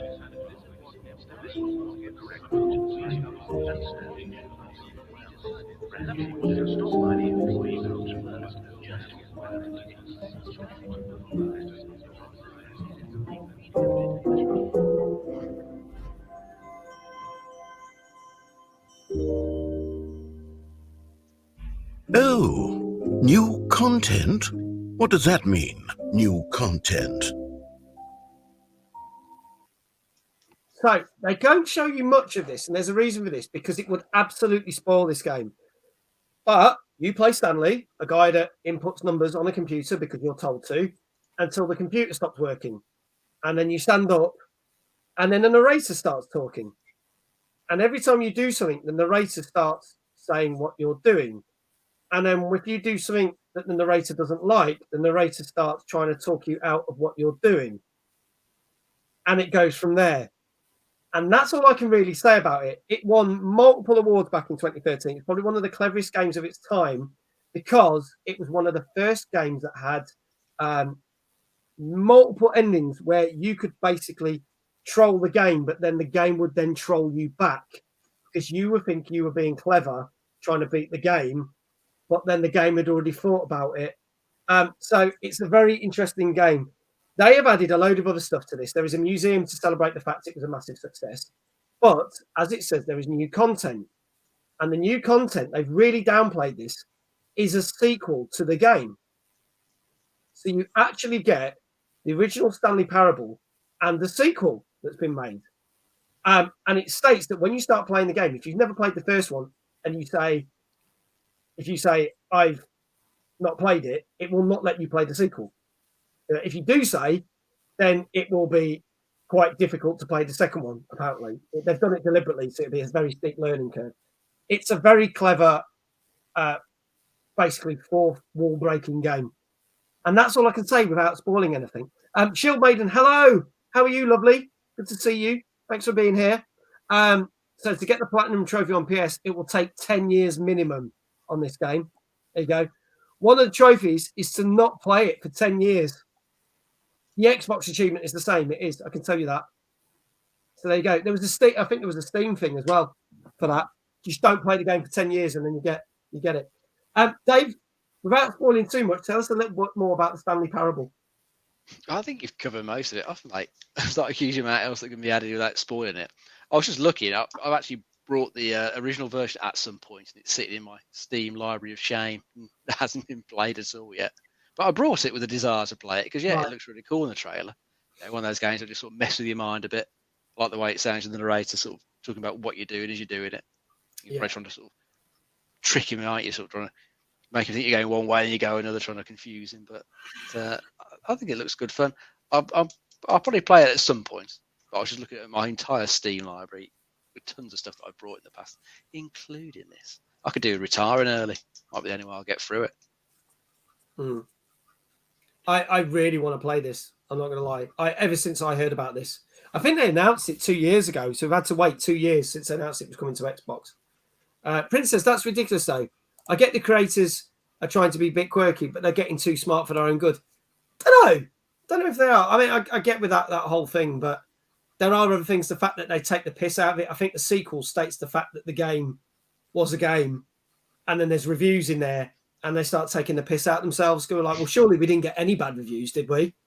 And then bad reviews start appearing and stuff in the game. And it's very clever. Andrew, your thoughts on this one? Okay, so as someone that doesn't need their mind messed with any more than it messes with itself, maybe not the game for me. But I also I want to go against what Prince has said about them trying to be too smart for their own good. The fact that they've not told anyone about the sequel being in it, they've just said more content, is going to make more people talk about it when they realize that it's the sequel. So actually, it's reverse marketing. So from a marketing point of view, it's probably the best thing they could have ever done because we're now talking about it. Yeah, that's very true. I think it's been very cool. It's the whole under promise, over deliver. It is massively. By a lot. Prince says he says it's more about the trophies and achievements being completely ridiculous. Like you're not allowed to play the game for 10 years to get one trophy. But he says I like the sound of the game. I think the game can be awesome. So what do we think this scored, people? Get your scores in chat if you get it right. So before you go, guess this one. See if you get this. See if you get it before you go, Soph. So Stanley Parable out on Switch, PC, Xbox, and PlayStation. What do we think this got? Sophie's going for 7. Andrew, I've got the hiccups now. There we go. See, just because of like the kind of subtle manipulation that I'm getting from your explanation, I want to go 8. Okay. Dave? I'm going to go for a 9. You're going for a 9. Okay. All right. Anybody else in chat want to have a guess? Big Jesse's going for an 8 as well. Get your scores in now, folks. And Shield Maiden, I am good, thank you. I'm doing this to everyone now. I'm going to kick the leg up. Let's get the leg up. Woo! Sparkly cast. You need like the can song whenever you do it. I mean, that could be more dangerous than it's funny. You watch things go flying off the walls of there, but there you go. Woo! Says Shield Maiden. Sticking with a 7, says Prince. I might do it as a channel point redeem because we've already got the emote. I mean, the emote's there. Look at that, the broken foot emote. We've got that now, so we could have a channel point redeem. Show us your cast. There you go. Anybody else want to guess? Last chances before we announce what the score is for this. If you get it right, you get a shout out. Going in 3, 2, 1. Nope, tough shit. Right, it got an 8.5. 8.5, ladies and gentlemen. So very good score. Nobody guessed that. And both Andrew and Dave were in between. So there you go. 8.5 for the Stanley Parable Ultra Deluxe, which is not just a remake, it is also a sequel as well, which is very clever. So it's worth getting, folks. Let's move on to another game. This one this was out Tuesday last week, but the reviews came in a little bit late, so it didn't make last week's show. This is a space strategy game. It's the 4th one in the series. This is a little bit of a long trailer, so if you want to go make a cup of tea, now's the time. This is Galactic Civilisations 4, which came out on PC last Tuesday. Here we go.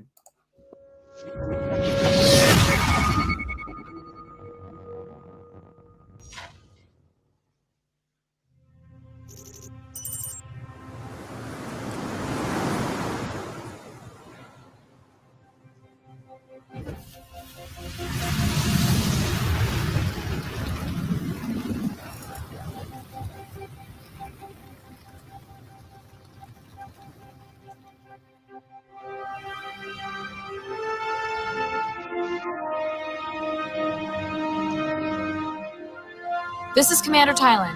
The UES Promethean has cleared the Mars gravity well. This is Mars Control. You are authorized to proceed to test the drive. Good luck.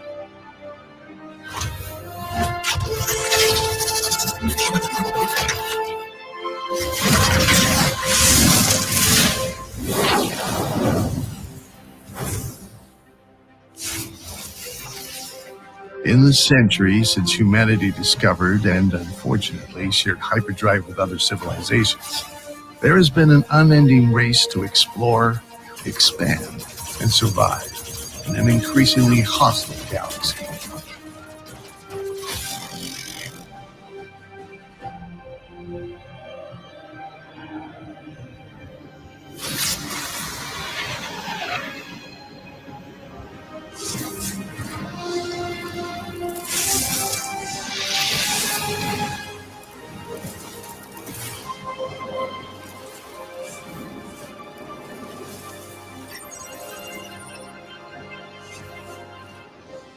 It is unfortunate, that the malevolent Drengen Empire were the ones to discover the subspace streams.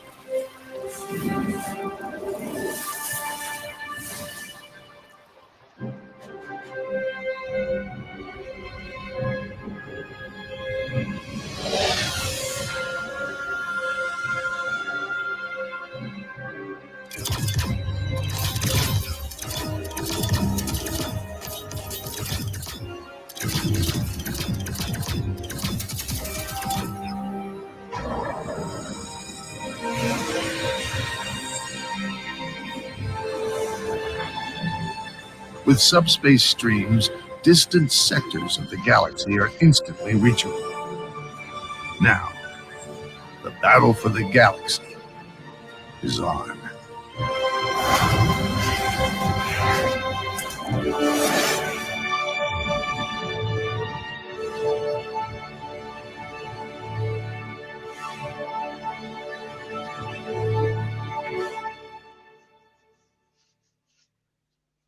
So it annoys the fuck out of me with these trailers because you didn't see one bit of gameplay in that. A 3-minute trailer for that. There you go. Walker, hello, how are you? Good day. How's the leg? I've got to do it again. Woohoo! The irony that that's the first question he asked you and he's got that username. What's that? Well, you can't walk. You can't walk. I know, yeah, walk the fast. Very true. I can hobble. Professor Stork, good to see you. Good to see you. I know you weren't well. She was not very well. I hope you're feeling a lot better. Prince was talking about that game a couple of weeks ago that was like Little Nightmares but got bad reviews. Yeah, it got really bad reviews. It only had about 3 reviews, but then more reviews came out a couple of weeks and it literally got like a 4 out of 10, so it was still really bad. So there you go. But there you go. Pro Stalker. There you go. There you go. I'm all good. I'm all good. All good. So this is a strategy game. The 4th one in the series where you basically go evade worlds, collect worlds, save worlds, send ships over, find new galaxies, blah, blah, blah. And it's all done from a top-down perspective and you go around, blah, blah, blah. So there you go. I'm not going to spend too much time on this one. I think the trailer basically explained fuck all. Dave? I think the trailer explaining fuck all extends a bit to the game from what I was reading about it.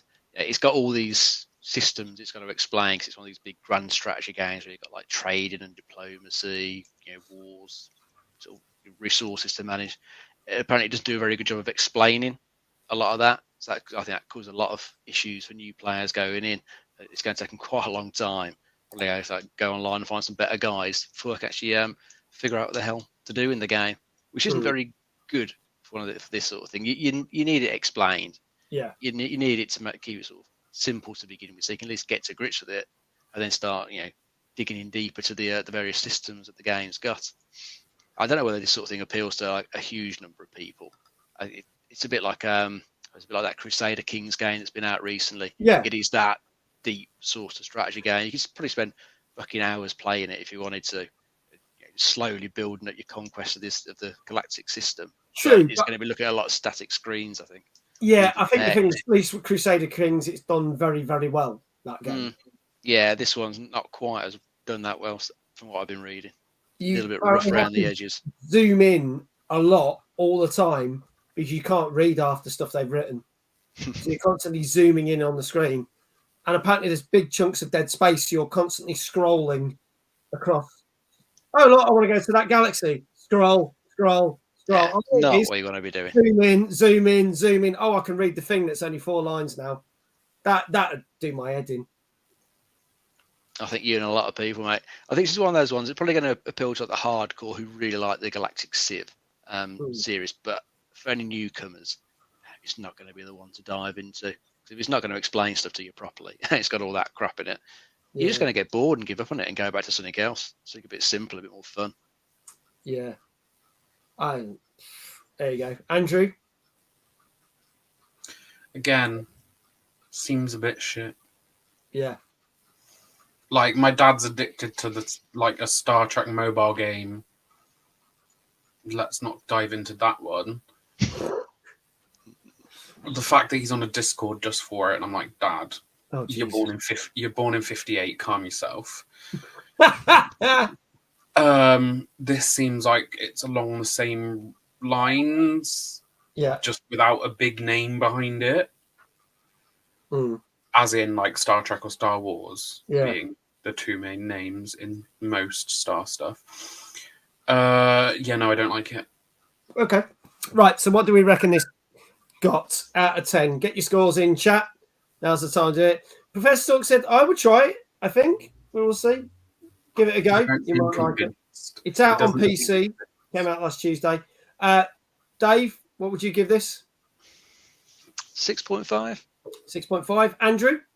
I'm going to give it straight down the middle 5. Straight down the middle 5. Okie dokie. Ancient's here. Just turned up, but I'll give it a 7.5. No idea what it was, though. Good to see you, Ancient. Prince says 7. Anybody else want to guess what this got out of 10? Get your scores in now. If you get it correct, you get a shout out. You lucky, lucky people. Maybe I'll get my first one of the evening. Yeah, you might. You never know. You I might. never know. You never know. We've got a You few know, more. but I don't. Well, I do know, but I'm not saying. I'll wait. You know, trying to build up that tension. And all Keep that. the tension, yeah. Yeah, a bit like. Yeah. You and can't what trust someone that can keep secrets from friends. We'll see. Professor Stork says a 6.5. Big Jesse says, I agree with everyone. Shit trailer, shit game, but fans will love it. 8. Okay. Well, I can tell you that Galactic Civilisations 4, which came out last Tuesday on PC, Andrew does get a shout out because it got a 5 out of 10. It is so average. It's average. So can we get a shout out for Andrew, please? Yes. First one of the evening. First one. The irony that I was playing Fortnite last. There you go. Well, you did say you were playing it. I play it too much. Well, you might end up playing it with me tomorrow. We'll see. We'll see what happens. Couple bits more news. Couple of things. One company doing something to try and preserve what they've got, and another company just getting rid of fucking everything. When I say preserve, Sony have turned around, and I think this is quite good because we hear stories of people that want to get games, or they say, "Oh, we want to resurrect game," and we do that, and they go, "Oh shit, we've lost the coding, we've lost this, we've lost things. There's licensing problems, blah blah blah," and you're like, "Oh, that classic game's gone forever." Sony have made a preservation team, setting up a preservation team to try and save any Sony games from many years ago, so that they will never be lost. So when we're all really old and grey, or still bald in Dave's case, I couldn't think of anything else. Sorry. Yeah, it ain't coming back. It ain't coming back. And we're all in our 80s or whatever, and we're playing our PlayStation 9. You can still play the games that you had on your PlayStation 1. That's their team. That's what they're trying to do. They have set up a preservation team. We will find more about that. Nothing wrong with being a hitman, says Ancient. Ancient can relate. You know, that's cool. That's fine. We are very good, thank you, Ancient. How are you? Thank you for asking. But on the other hand, Square Enix have basically just sold off nearly all their studios to a company called Embracer. Now, again, it's kind of like an acquisition thing. It's going to happen next year, but it means that anything that Square Enix has, i.e. pretty much the Tomb Raider games, including the brand new Tomb Raider game that's being made as we speak, amongst a number of other well-known games, are all being pushed into this new company. And Square Enix have basically say they are concentrating on NFTs from now on. And I was like, another really? Japanese company going down the toilet like Konami. Yeah, I was just like, wow. NFTs, blockchain, all that bullshit that wow. no gamers actually want. Don't know any gamers that want them. None at all. No, it's only the only new Tomb Raider that I was quietly. What about Kingdom Hearts? Is that part that stays with Square. That stays with them. It's their Western publishers they got rid of. Yeah. Or the So ones they didn't know what the to ones do. in Montreal they're getting rid of, and all that lot. Oh Christ, they keep Final Fantasy, don't they? I've got that right. Yeah, that's theirs. They keep Final Fantasy, Kingdom Hearts, but then anything that's an offshoot So the Tomb Raider franchise, and there was a couple of others, but I can't remember which ones they were. But there was Deus a lot of Ex, there's a Legacy of Kain series. Was mentioned. yes, Legacy of Kain, Deus Ex. There's a few others. It was like, oh, thankful for that.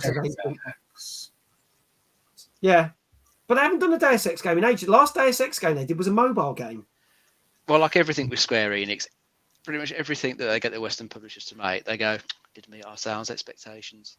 Yeah. Pretty much every time you get a comment from Square because they just didn't seem to know what to expect from them. Yeah. So I'm quite glad they sold all that off. Hopefully, Embrace will actually be able to, use the franchises properly. Well, doesn't that mean we won't get another shit Avengers game? Oh, hopefully. Hopefully they just get Crystal Dynamics to wrap that one up and just chuck it on the scrapper. Yeah. Because that's a waste of everyone's time. So we'll have to see, because I'll be honest, I know nothing about Embracer, right? That they basically they're going to sell to. Are they even like a good game publishing company? I've never heard of anything they've done. I think they've been buying up quite a few game companies. I don't know a huge amount about them, but I was reading some positive things about them. They buy up studios and they do seem to try and do something with the franchises that they end up with. Whereas, Square will probably just keep stuff dormant. They don't show any signs of like Deus Ex or Legacy of Kain. But it sounds like Embracer are quite willing to do something with them. Yeah. Whether it will be good, another question, but at least they're going to try. We'll see. It's a positive for those franchises. It is. We'll have to see. Ancient says, does that mean Square Enix will go back to being Squaresoft? Kind of doubt it, but it's sad to see that one company's going, we want to preserve these games and do the best so that you can play them in 20, 40, 60 years' time. Another company's just going, we're just offloading this shit. And it's some of it's not shit. That's the thing. That's what I don't get. Some of those games are brilliant. Really good. And I'm like, Square had all these ridiculous expectations, all these things to sell like well over 10 million, but some of them didn't. They don't never get it. I mean, Deus Ex, for example, is really niche. Not that many people are that into it, but the games are brilliant. I'd recommend them to anyone. Absolutely bonkers. Absolutely bonkers. But there you go. Let's do our next game. Now, this game came out last year. It did not do well. I did stream this. Ironically, I didn't mind it. I actually thought it was easier to play than FIFA. But a lot of people that like FIFA hated this. This is what Pro Evolution Soccer used to be, but it turned into eFootball. It was not well received. But they've done a big update for it, which literally came out literally in the last week or so. And this is for all the PlayStations, all the Xbox, PC, and the mobile version. This is the 1.0 update of eFootball. Have they made it better or have they fucked it up? Let's see.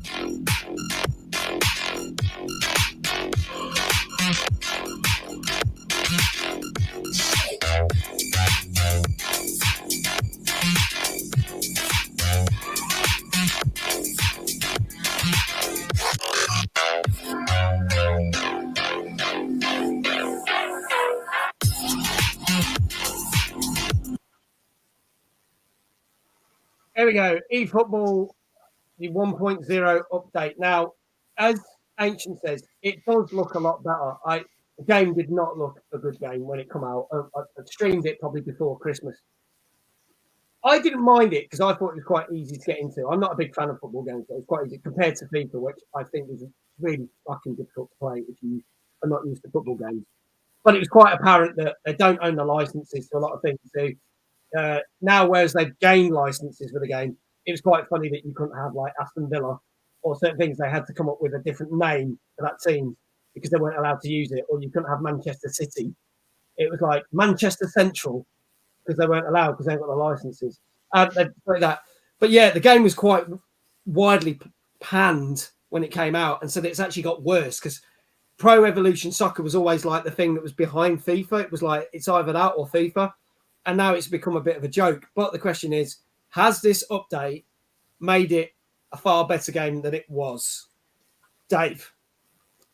From what I've been reading, no, not really. Yeah.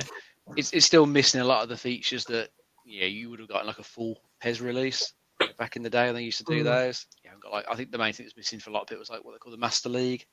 I haven't got that in there. Right, it's missing like some fairly simple things like it hasn't got any online lobbies where you can choose to play against friends. Yeah. Even though I think you can play with a friend offline, but you're limited to like only 9 teams you can use there. Yeah. So it does sound still a bit poor, which isn't really very good. I mean, yes, it released in an even worse state. Was it back in November or something it came out? Yeah. And that is still its first impression that's going to sit in the minds of most people who would have perhaps gone by and had a look at it. Everyone heard it was shit. So why are people now going to go back to it's got to a version 1.0?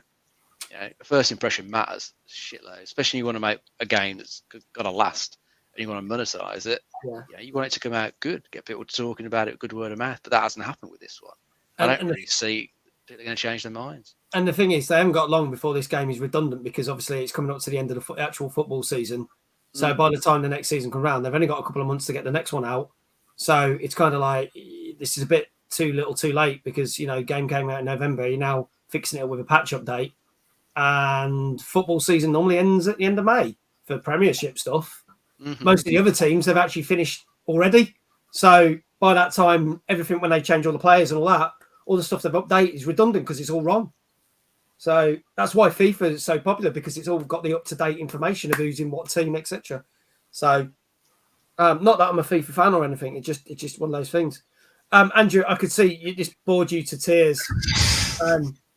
But don't worry, you weren't the only one because I think nearly everyone was fucking bored about it. I was about to fall asleep. Sport, not my thing. It is. Just, no. I think I got a FIFA game when I first got the Xbox 360, and that was because it was free with the Xbox 360, and it never got played. Right, okay. Unless, like, a friend came around and they played it instead, and I was like, yeah, cool, you do that. Yeah. I'll go make a cup of tea. Get me a good gamer score, and I'll go do something else. Yeah. I had FIFA 2016, which was bundled with the Xbox One, which did get played sometimes, like you. If I had a couple of friends, I would play it. But it also came with Rise of the Tomb Raider, which got played to death. So I wouldn't play it with them. Oh, no, right. I knew you They did. would literally just be on their own. Yeah. I actually played it because I didn't play it solo. Like I didn't play it solo, but if I had friends around, I said, "Oh, we'll have a kick around on this one." No. But then I've only recently started playing, and I've played the last 2 FIFAs on stream. Which are okay, and then I played this eFootball when it came out, and it was okay. I thought it was easier to play. I don't think it was very good, but there you go. So we'll see. But what do we reckon this got? The eFootball 2022 1.0 update? Get your scores in chat now. Dave, I'll start with you. Let's go for a 5. Okay. Prince is lurking because his battery's running out on phone. But he said he'll go for a 7 for the rest of everything else. So you said a 5. Andrew? I'm going to put my personal feelings aside and give it a 6. Okay. All right. Ancient did say -10, but has now said 7. So we'll see. Anybody else want to have a guess at what eFootball 2022, which is out on PlayStation, Xbox, PC, and mobile now? Big Jesse says 7.5. Okay. So we'll see. I can tell you that the 1.0 update, as Dave rightly said, doesn't really make much difference to this game. It is still a fucking mess, and that is why it gets a 4 out of 10. Damn. So there you go. 4 out of 10 it got. Ouchie. Now, moving on to something very different. Ancient's like, oh shit. There you go. Rogue Legacy. This is a game that came out last Thursday. It's on PC and Xbox. Let's have a look at this one with the trailer. See what you think.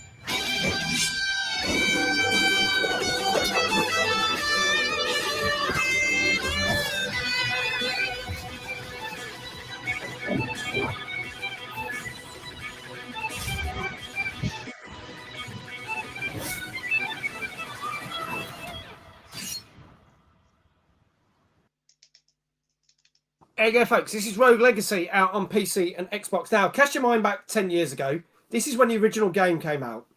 This game was responsible, and now we know to blame Dave, for the thing, rogue-like game. However, this is the kind of rogue-like game that I like to play. This is a platformer, slashy game. Bit like I played last week. I streamed Nobody Saves the World, which we talked about on the show a couple of weeks ago, and I really had good fun with that. Games like that, Enter the Gungeon, Hades, that kind of thing, that is my kind of roguelike game that I like.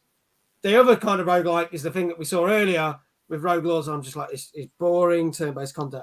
That's not it. This is like a fun platformer. Die, rethink, go back again, get more weapons, go for it, change your character. There you go.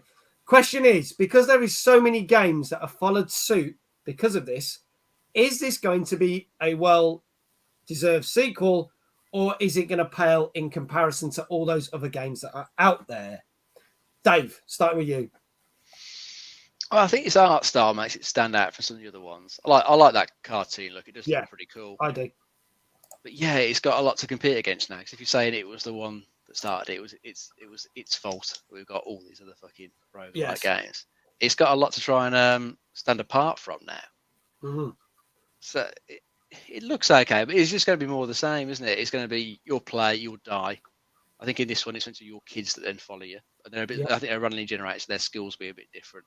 But yeah, as we know with these sorts of games, it was a case of play through, unlock skills to then power up the next one that comes through, so you can get a little bit further, all procedurally generated. So you can in theory just keep on going forever, and it should all look different each time. I think he's probably going to struggle this time to stand out from the crowd. Okay. Yeah. It's not like it's the first one anymore. Yeah, it's got lots and lots to try and beat. Some have probably done things even better than it. since it came out. I think Dead Cells is meant to be particularly Dead Cells one is a in that great genre. example. Dead Cell and Hades are probably the best two ones that saying this. So it might be good, but it might just struggle to stand out. We'll have to see. Ancient says, I think it'll do well, to be fair. If the first one was the origins of roguelike games, everyone will blow their tits off for the second one. I reckon it'll be a big success. Andrew, your thoughts? I mean, personally, not my type of game. I can see the appeal. I just looked up screenshots because I wanted to see more like actual in-game stuff. And it doesn't look horrible. Like it's ideal. I would have put it in, like, when looking at it, I would see that more as like a mobile game, not a console game. Okay. But that could just be my opinions of games. Okay. Because of that art style, yeah? Yeah, it just doesn't seem like on the levels of like Mass Effect and Halo. Like, I mentioned the 4-letter game that you don't like, but that one, we have to get it in somewhere. Right, but like, if you look at the design of those, or like Destiny 1 and 2, yeah. Like, when you compare it, I'm like, that's not a console game to me. Because to me, a console game is normally played on a TV or that sized screen. Yeah. So to me, the graphics need to be better. But like, I get the vintage look or the like kind of dated look, and it appeals to a lot of people. Just not to me. Yeah. Okay. That's fair. All right. Well, Rogue Legacy 2 came out last Thursday. It's on PC and Xbox. What do we reckon this got? Chat, get your scores in now. Guess what this got out of 10. If you get it right, you will get a shout out. Andrew, I'll start with you. I'm going to be fair to it. Just because it's not for me doesn't mean it's not for anyone else. So we'll give it a 7. Okay, 7. Ancient's coming in with an 8. Dave? I'm going to go for a 7.5. Going for a 7.5. Okie dokie. All right. Anybody else want to have a guess? Prince went for 7, didn't he? Prince went for a 7. So if he gets it right, we will give him a 7. We will see if he can get it right as well. Let's have a look. I don't think we're getting any more scores in, so I can tell you. Jesse just sneaks in there with an 8. I can tell you that is the highest scoring game of this week. And it literally pips the Stanley Parable by a 0.5 because this gets a 9 out of 10. So there you go. Ancient went 9, then 9.5. No, you were too late on both. You said 8 anyway, so you don't get it. This gets a 9 out of 10.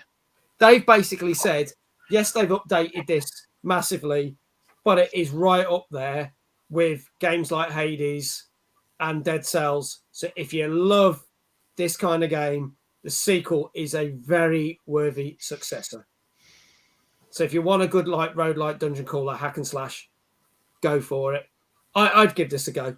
I like this. This appeals to me, so I would give it a go. So there you go. That's Rogue Legacy 2. Disney fans out there. We got any Disney fans in the chat? Disney fans here. Andrew's a Disney fan. Dave, Disney fan? Yeah, I like it, mate. Well, there was some big news this week. Hey! Where's Moonlight when you need her? She loves stage. That's one of 4 in the office. One of 4. Nice. Big Disney news announced this week.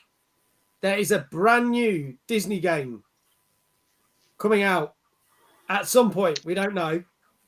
It is coming for PC and consoles, but what we do know is it's called Disney Dreamlike Valley. So that puts it down in my expectation. Yes, because can you guess what game it's kind of based on? Dude, so Animal Crossing. Oh, for God's sake. So if you imagine a land that you have to create, an island you have to create, but it has all the Disney characters, but there has been a weird spell put on all of them so that they actually don't know who they are, so they all get along. So that means you've got the bad characters mixed in with the good. And you can farm, create, build, Tunes will be happy, fish, cook, along with all the other characters. And that is what the game is about. Now, whether it offers anything else, we don't know. There is a trailer out. Go check it out on YouTube. And it's probably estimated for sometime next year. But that is all we know. Some people are absolutely well hyped for it, especially because it's Disney. Some people are, oh, for fuck's sake, another Animal Crossing clone. So it has divided people. But we'll see. But go check it out. There is a trailer. Ancient's watching the trailer now. I think Andrew's looking it up now as we speak. Go have a look. See what you think. Something that's not a trailer, but is quite impressive. Now, does anyone remember the Unreal 5 engine experience at Christmas, which was for the new Matrix film? Yep. Right? It was a free-to-play kind of game demo, but was more of a experience for PlayStation 5 and Xbox Series X. I have to say, it was great fun. It was only about 15, 20 minutes, but it showed off the new Unreal 5 engine, and it made it look brilliant. First, it was that good. It was better than new fucking Matrix film, which was god-awful. But it was cool. Well, modders, gotta love modders, have taken their hands to it. Now, earlier this week, they did show off a Superman mod. So it had the same city from the Matrix, but you could fly around as Superman. But we do know a new Spider-Man game is in development and hopefully coming out. We know it's been delayed, but it's on its way. But people have said, what if they use the Unreal 5 engine with the new Spider-Man? And this is what you would get. And I'm going to play you some of this footage because it looks fucking amazing. I'm not going to lie. This is actually the Matrix world, but they put Spider-Man in it. I'm going to just skim through some of this, but just to give you an idea, this is how good it really does look. Now, the only things they couldn't quite do was the webs. The webs don't look quite good, but it looks so like all the people, all the cars moving. It just looks the dog's bollocks. And a lot of people saying it looks better than the actual Spider game.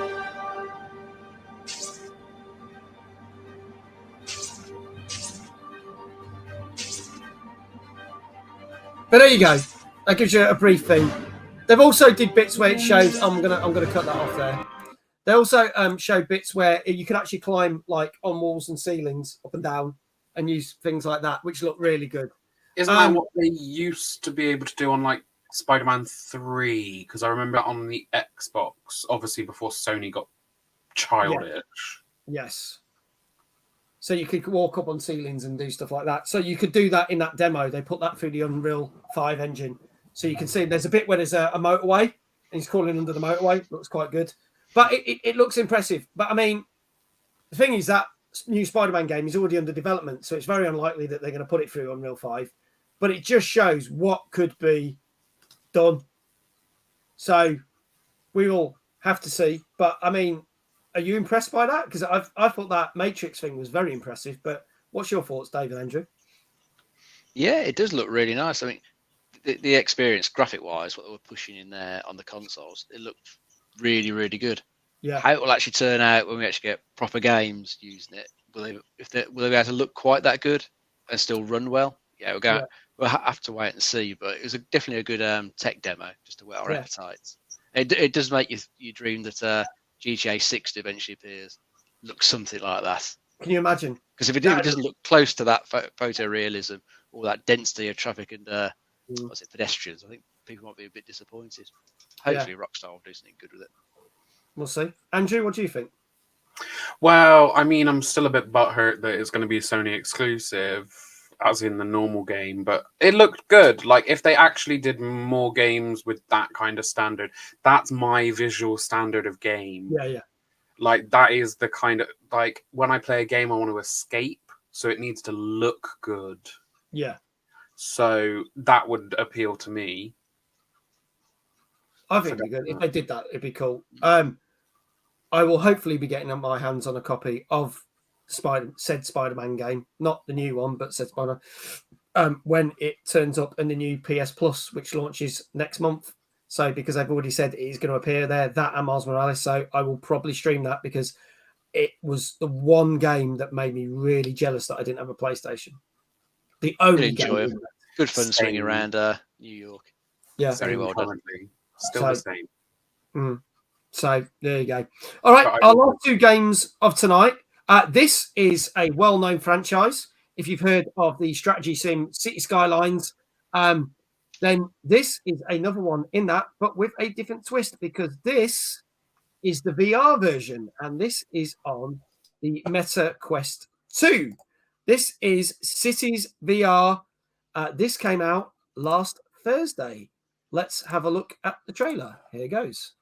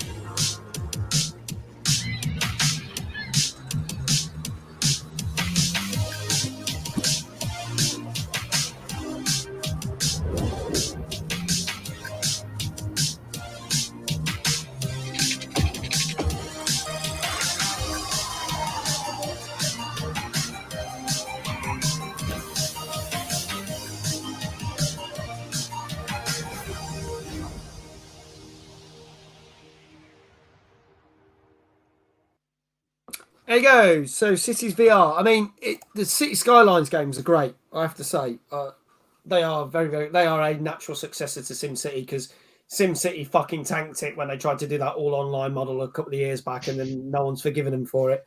But now they've moved it on. Now they have said they've had to degrade the graphics. So if you're thinking, oh, it looks a bit simple, they've had to do that for the VR version. It doesn't look anywhere near as good, but for VR experience, it looks quite cool. Ancient's already said, I saw this, and all I can say is if I had VR, I would get it. But you can basically build your own town right in front of your eyes. Literally. Dave, fill us in on this one. Yeah, as you say, it's had a bit of a notch to the graphics. Because whilst the Quest is a good headset, it's not the most powerful thing. Can't compete with a good high-end PC. So I think as well as the graphics looking a bit weaker, it suffers from quite a bit of pop-in. So you'll see a lot of textures and buildings and vehicles popping quite close to, which might be a bit off-putting for some.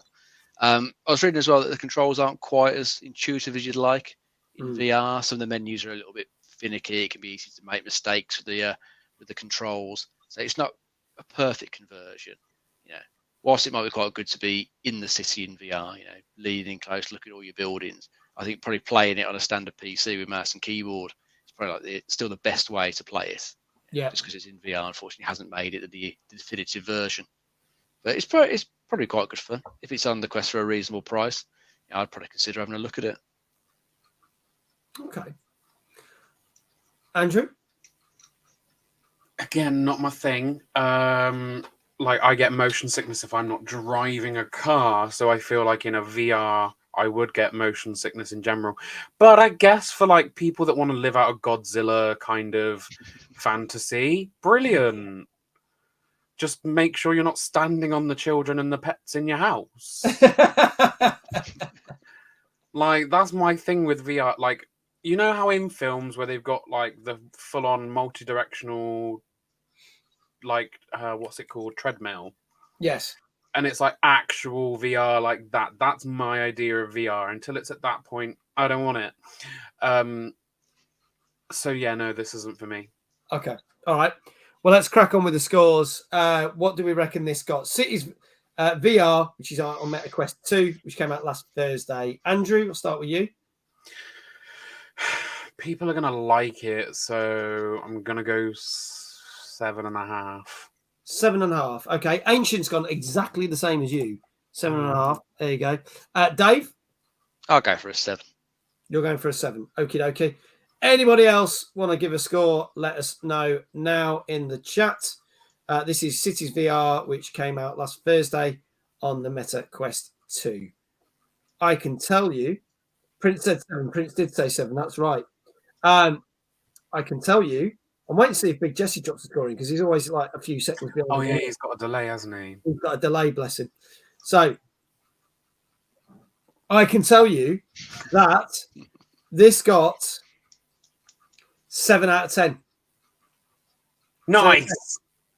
Oh no, I didn't. Never mind. And then Big Jesse comes in 5 with an 8 after we've said it. This is great. There you go. Prince gets a shout out, and he's not even here, bless him. His phone's gone dead. But there you go. Oh dear, that's funny. There you go. That is, there you go. That's on our last game of tonight, and then we've got 2 more things before we wrap up the show. This is a game that's been out on literally everything else, but also came out last Thursday. It's finally got its Nintendo Switch version. This is Arise, A Simple Story. Let's have a look at the trailer for this one. Here it goes.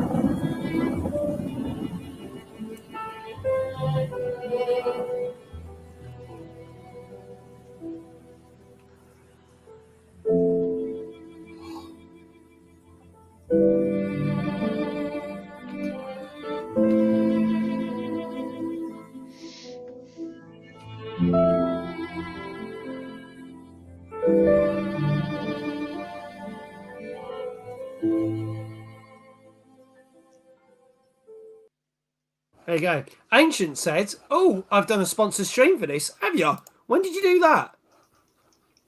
There you go. Oh, and Jesse went, "Damn it, my delayed score was wrong." Jesse, get your score in for this now, so you might get it right. When did you do that, Ancient? It was really good. It's all about the loss of someone close to you and all the stages of grief and all things like that. The soundtrack really gets you feeling what the character is going through. You did it, what, 26? So literally you did this the day, when did it come out? So 2 days before it came out then? Last month. That's good. Mate, you should have told me. I didn't realise you were doing that. I would have watched it. Oh, mind you, shit, no, I was too busy breaking my leg that day. That's why I probably didn't see it. I just realised what day it was. It was Thursday last week. Yeah, I was in a fucking hospital. No wonder I didn't see it. There you go. Okay, so thank you for that. Well, Ancient's done it. It's a day. You don't have to say too much. There we go. I'll just give you a score, shall I? Yeah, just go for it if you want. Fuck it, let's do it. Go on, let's go for an 8.5. 8.5. Big Jesse's coming in with a 7.5. Ancient, you can give a score because you played it. Andrew, your thoughts on this and a score if you want to. So my thought is it's a Viking version of Up. Okay, yeah. See where you go. This is where the Disney comes in. Yeah. But also the cat, like the guy, Mr. Henderson from Up, looks like my late grandfather, so that was quite cool. But yeah, like it gives me that vibe of like lost wife, and I can imagine that a lot of people are going to cry at it. So that's, I don't know if that's a selling point. I mean, as someone that is depressed, probably. So score-wise,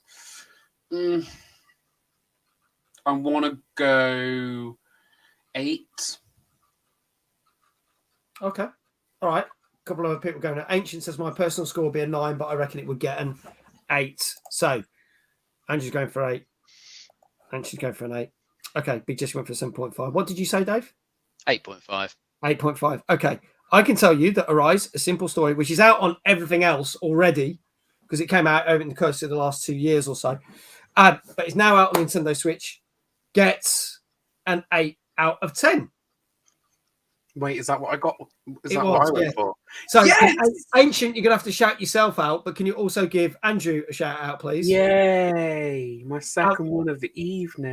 There you go. 2 out of 11 ain't bad. There you go. It's not too bad at all. Oh, is that the ratio? Oh, that's not great. Okay, all right. 2 out of some number of games that we talked about this evening. There you go. There you go. So, just a quick recap. Bugsnax on Xbox and Switch got a 7.5. Research and Destroy on all the Xboxes, PlayStation, Switch, and PC got an 8 out of 10. Unsouled on all the Xboxes, Switch got an 8. Rogue Lords on Xbox One and PS4 got a 7 out of 10. Nintendo Switch Sports, ironically on the Switch, got a 7 out of 10. The Stanley Parable Ultra Deluxe on Switch, PC, Xbox, and PlayStation got an 8.5. Galactic Civilisations 4 on PC got a 5. eFootball 2020, the 1.0 update on basically everything, including mobile phones, got a 4 out of 10. Rogue Legacy 2 on PC and Xbox got 9. Cities VR on MetaQuest 2 got 7. And Arise, A Simple Story on Nintendo Switch got an 8 out of 10. We have got more games for you next week, including a Trek to Yomi and some other games which look really cool. So looking forward to next week's show. But before we go, we have 2 things we need to do. 100 games you should play before you die. Now, last week we didn't get it. There's been 2 games so far we've not ticked off this list, which have been Fight Night 2 and Assassin's Creed Origins. Games that have got ticked off have been Tetris, Angry Birds, Call of Duty 4, Another World, Far Cry 3, Asteroids, Batman, Battlefield Bad Company, Bloodborne, and Borderlands 2. What is this week's offering? Nobody knows except me, but I'm going to show you now. Let us know if you have played this. Here we go.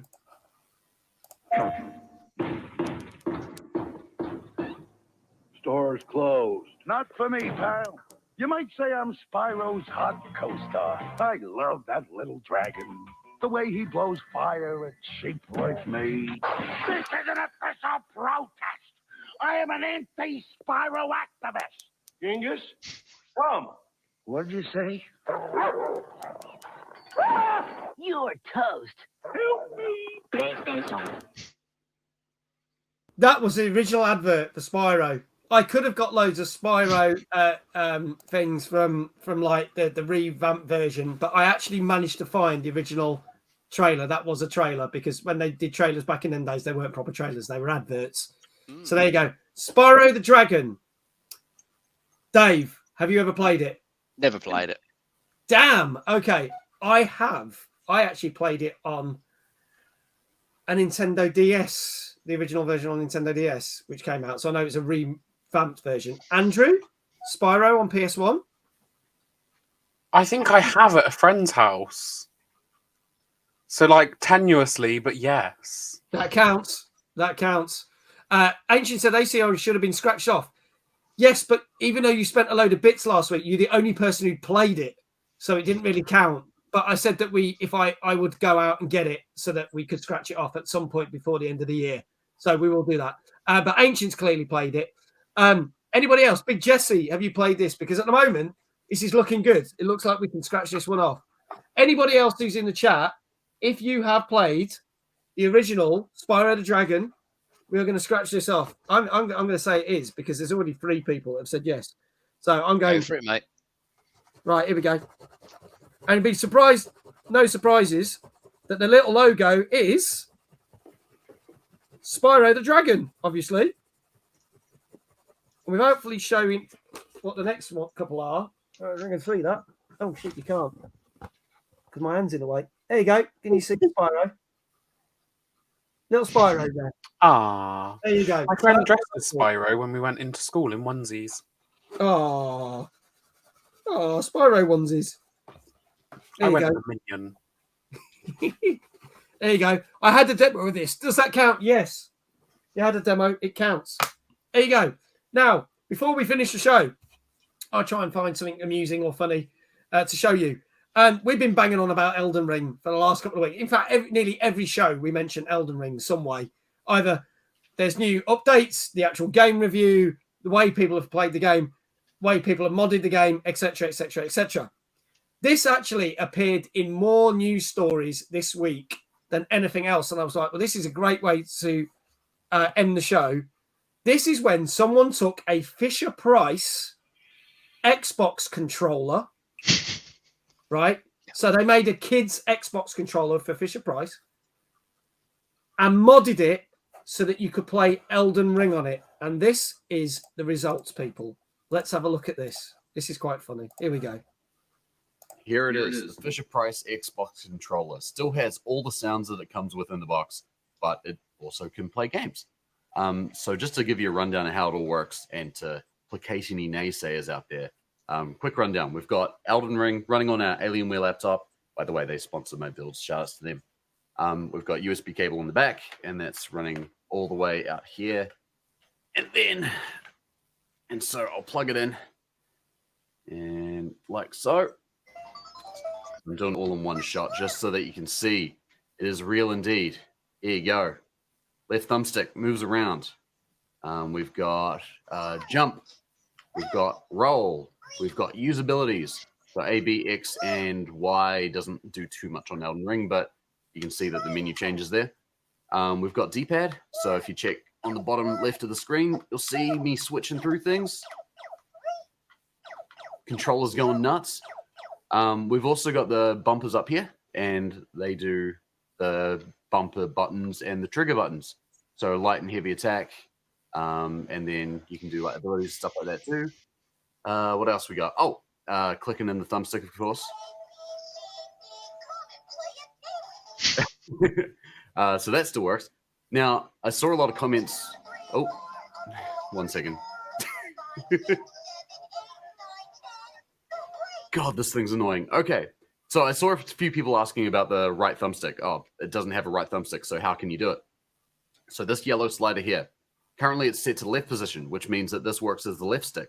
Now, if I set it to the right position, now it works as the right stick, and I can do the right thumbstick click as well. It also changes some of these face buttons here. So now this becomes start, this becomes select, and this becomes the guide button. And that's it. If there's any games you want to see me play this with for more quick demos, let me know. I think a lot of the FGC might have some opinions, so I'd love to see what you think. Thank you so much for watching this. There you go, folks. I mean, I think it's a little bit funny that you'd have to switch the switch to then turn the camera and do other functions, which might make it a bit clunky.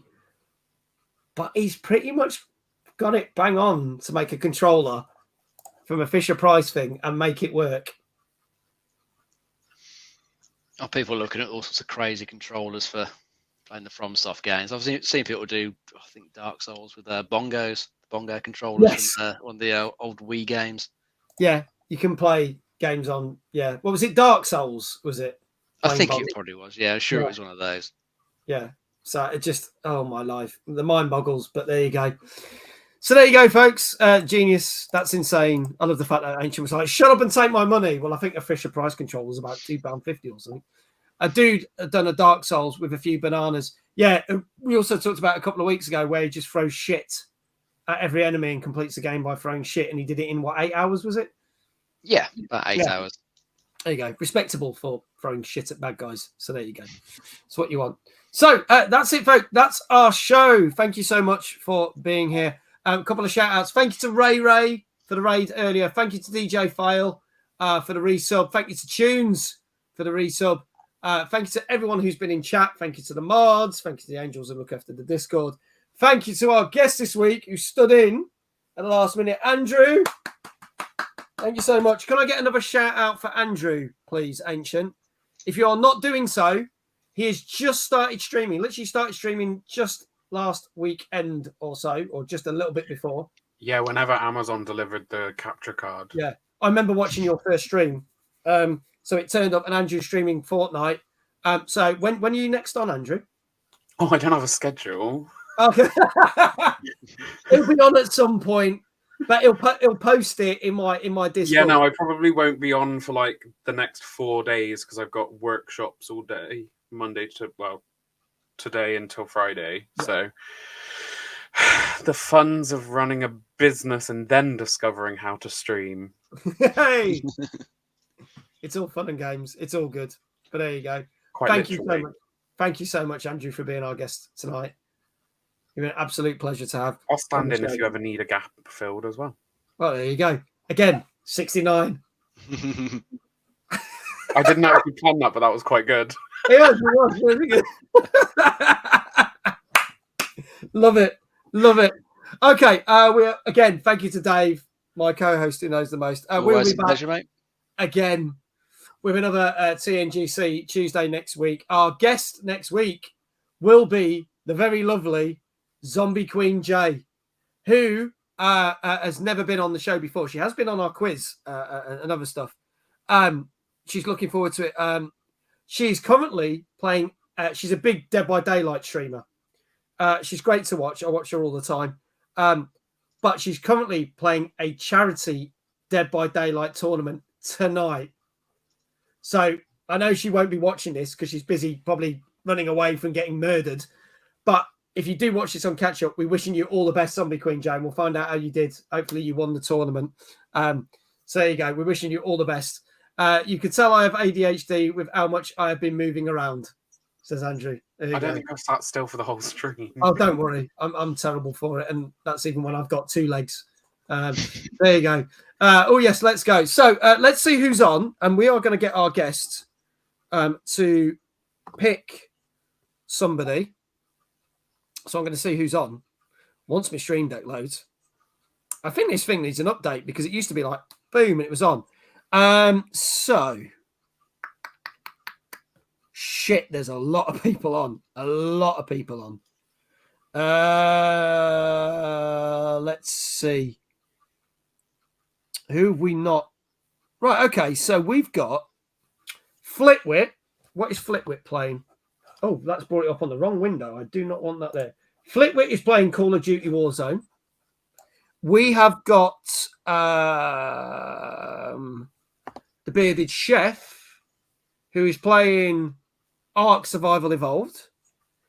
We have got Josh, who was here earlier, who I'm playing Sea of Thieves with tomorrow night, who is playing NHL Hockey 21. And we have got... Need to pick one more. I mean, I'm impressed that you think I'm going to remember the first one you mentioned. Don't worry, I'll tell you. They're not even playing a game, so I don't even know what that is. I am going to go for... Come on, let's have a look. Who's that? Oh, I clicked the wrong button. Oh, I followed her last night. What is she playing? Oh, she's DJing from her phone. That's interesting. So we've got Flitwit playing Call of Duty, Bearded Chef playing Ark, Josh playing hockey, or AK Gaming, who I literally was introduced to last night, who is DJing on her phone. So now I'm very tempted to say the DJ. Okay, so should we raid her? Bless her. She's literally been on for 3 hours. She's only got 2 people watching. So I think we should... She hit a Twitch goal. She got 1,500 followers. No, sorry. She hit 1,400 followers last night. So shall we go raid her? Yeah. Let's do that. Let's go for a bit of DJing. Let's press that one for AK. And I think that's working. It's come up on my side. There you go. It's come up now. So that leaves me to say, ladies and gents, that raid will start when the end credits are rolled. And from me, I am back tomorrow at 9 p.m. with Sea of Thieves with the brand new content, The Shrouded Deep, as of 9 o'clock, playing along with Josh and Captain Redbeard from America. So that should be fun. I might drop in another stream tomorrow afternoon. I don't know. But I will be announcing my bonus streams for next week. And all that leaves for me to say is, wherever you are in the world, have a great morning, a great afternoon, a great evening, and I shall see you at 9 p.m. tomorrow. So from myself, David Andrew, goodbye. See ya. Bye.